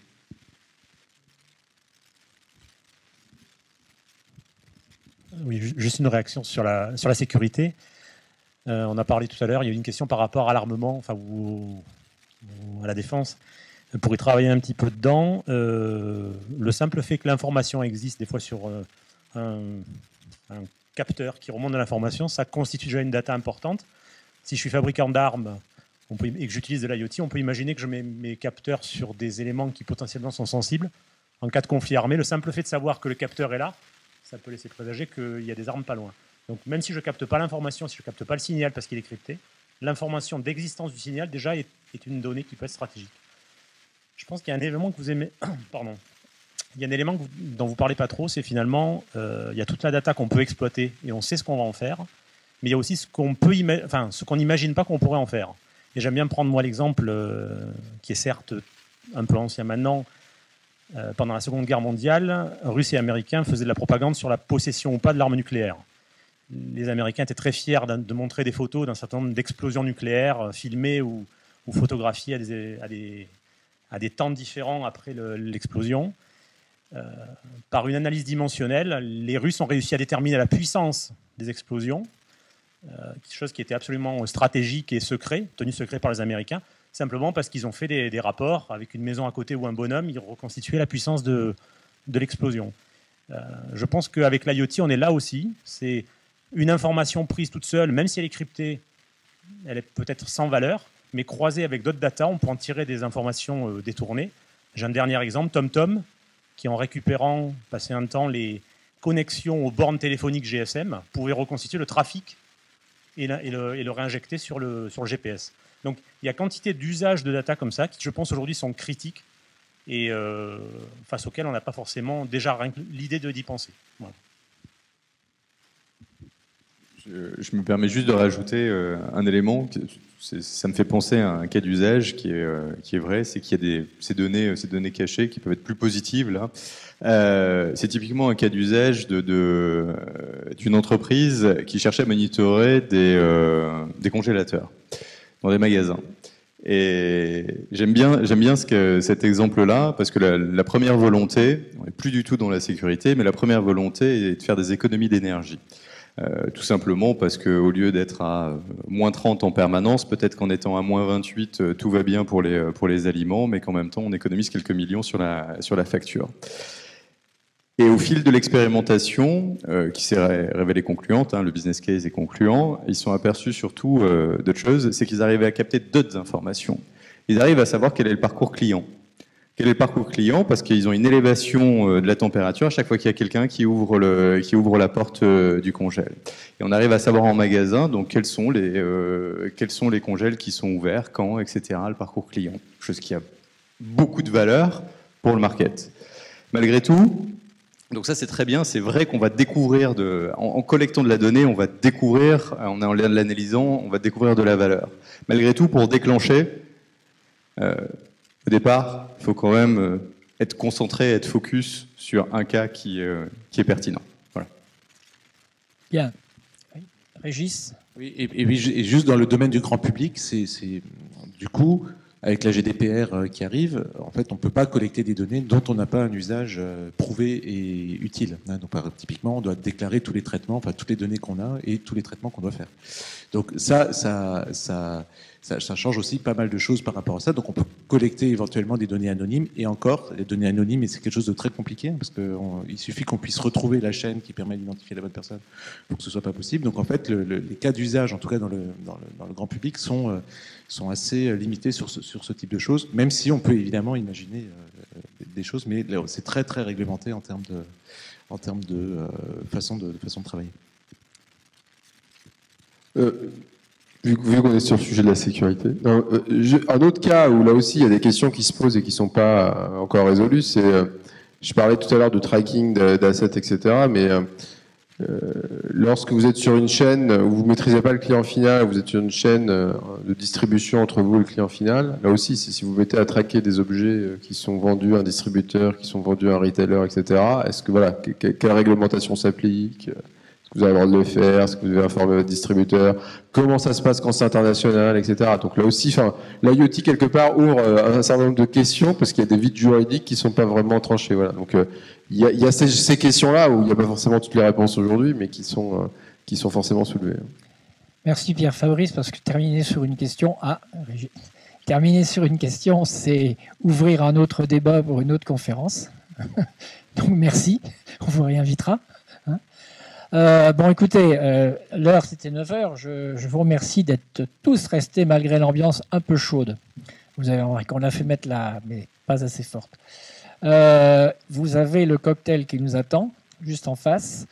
Peut-être une dernière question pour Eric, parce que...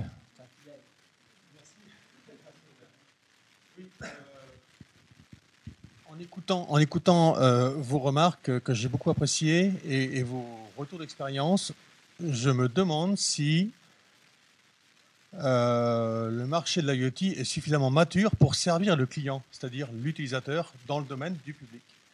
Aujourd'hui, j'imagine qu'elles vont surtout servir les constructeurs et les distributeurs avant de servir l'utilisateur que nous sommes. Qu'est-ce que vous en pensez ?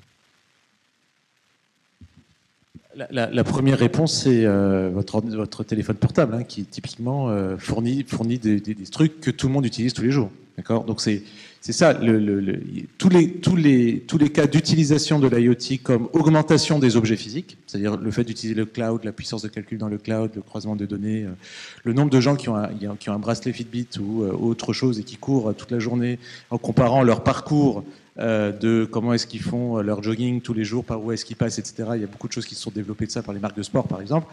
Ça montre bien qu'il y a des réels usages qui existent aujourd'hui, qui sont liés aux objets connectés pour le grand public. Après, évidemment, il y a beaucoup de choses qui restent encore à explorer. Si je reviens sur le cas de la maintenance prédictive, ou même simplement du lave-linge qui déclenche une intervention à domicile quand il est en panne. Bon, certes, ça peut nous aider, nous, parce qu'on va pouvoir partir avec la bonne pièce détachée au bon moment avec le bon technicien, mais ça va aussi réduire le temps et consacré par vous pour décrocher votre téléphone, rechercher le numéro, appeler, etc. Et ça va permettre d'optimiser globalement toute la chaîne. Donc il y a des réels services associés à ça pour le client final et évidemment pour les industriels. Et on réfléchit aussi à des sujets autour de la supply chain et de l'organisation. Mais je pense que s'il y a bien un truc qui a été démontré sur l'augmentation de la connectivité et le fait que ça pouvait avoir de la valeur, alors il y a des choses très gadgets, le OK Google change la lumière, ça fait rire les enfants une ou deux fois, puis même après, ils arrêtent d'y jouer. Mais à côté de ça, il y a des vraies applications qui sont rentrées réellement dans notre usage quotidien. Et il y en aura de plus en plus, en particulier autour de la maîtrise de l'énergie, la durabilité des objets, etc. Et ça, j'en suis persuadé.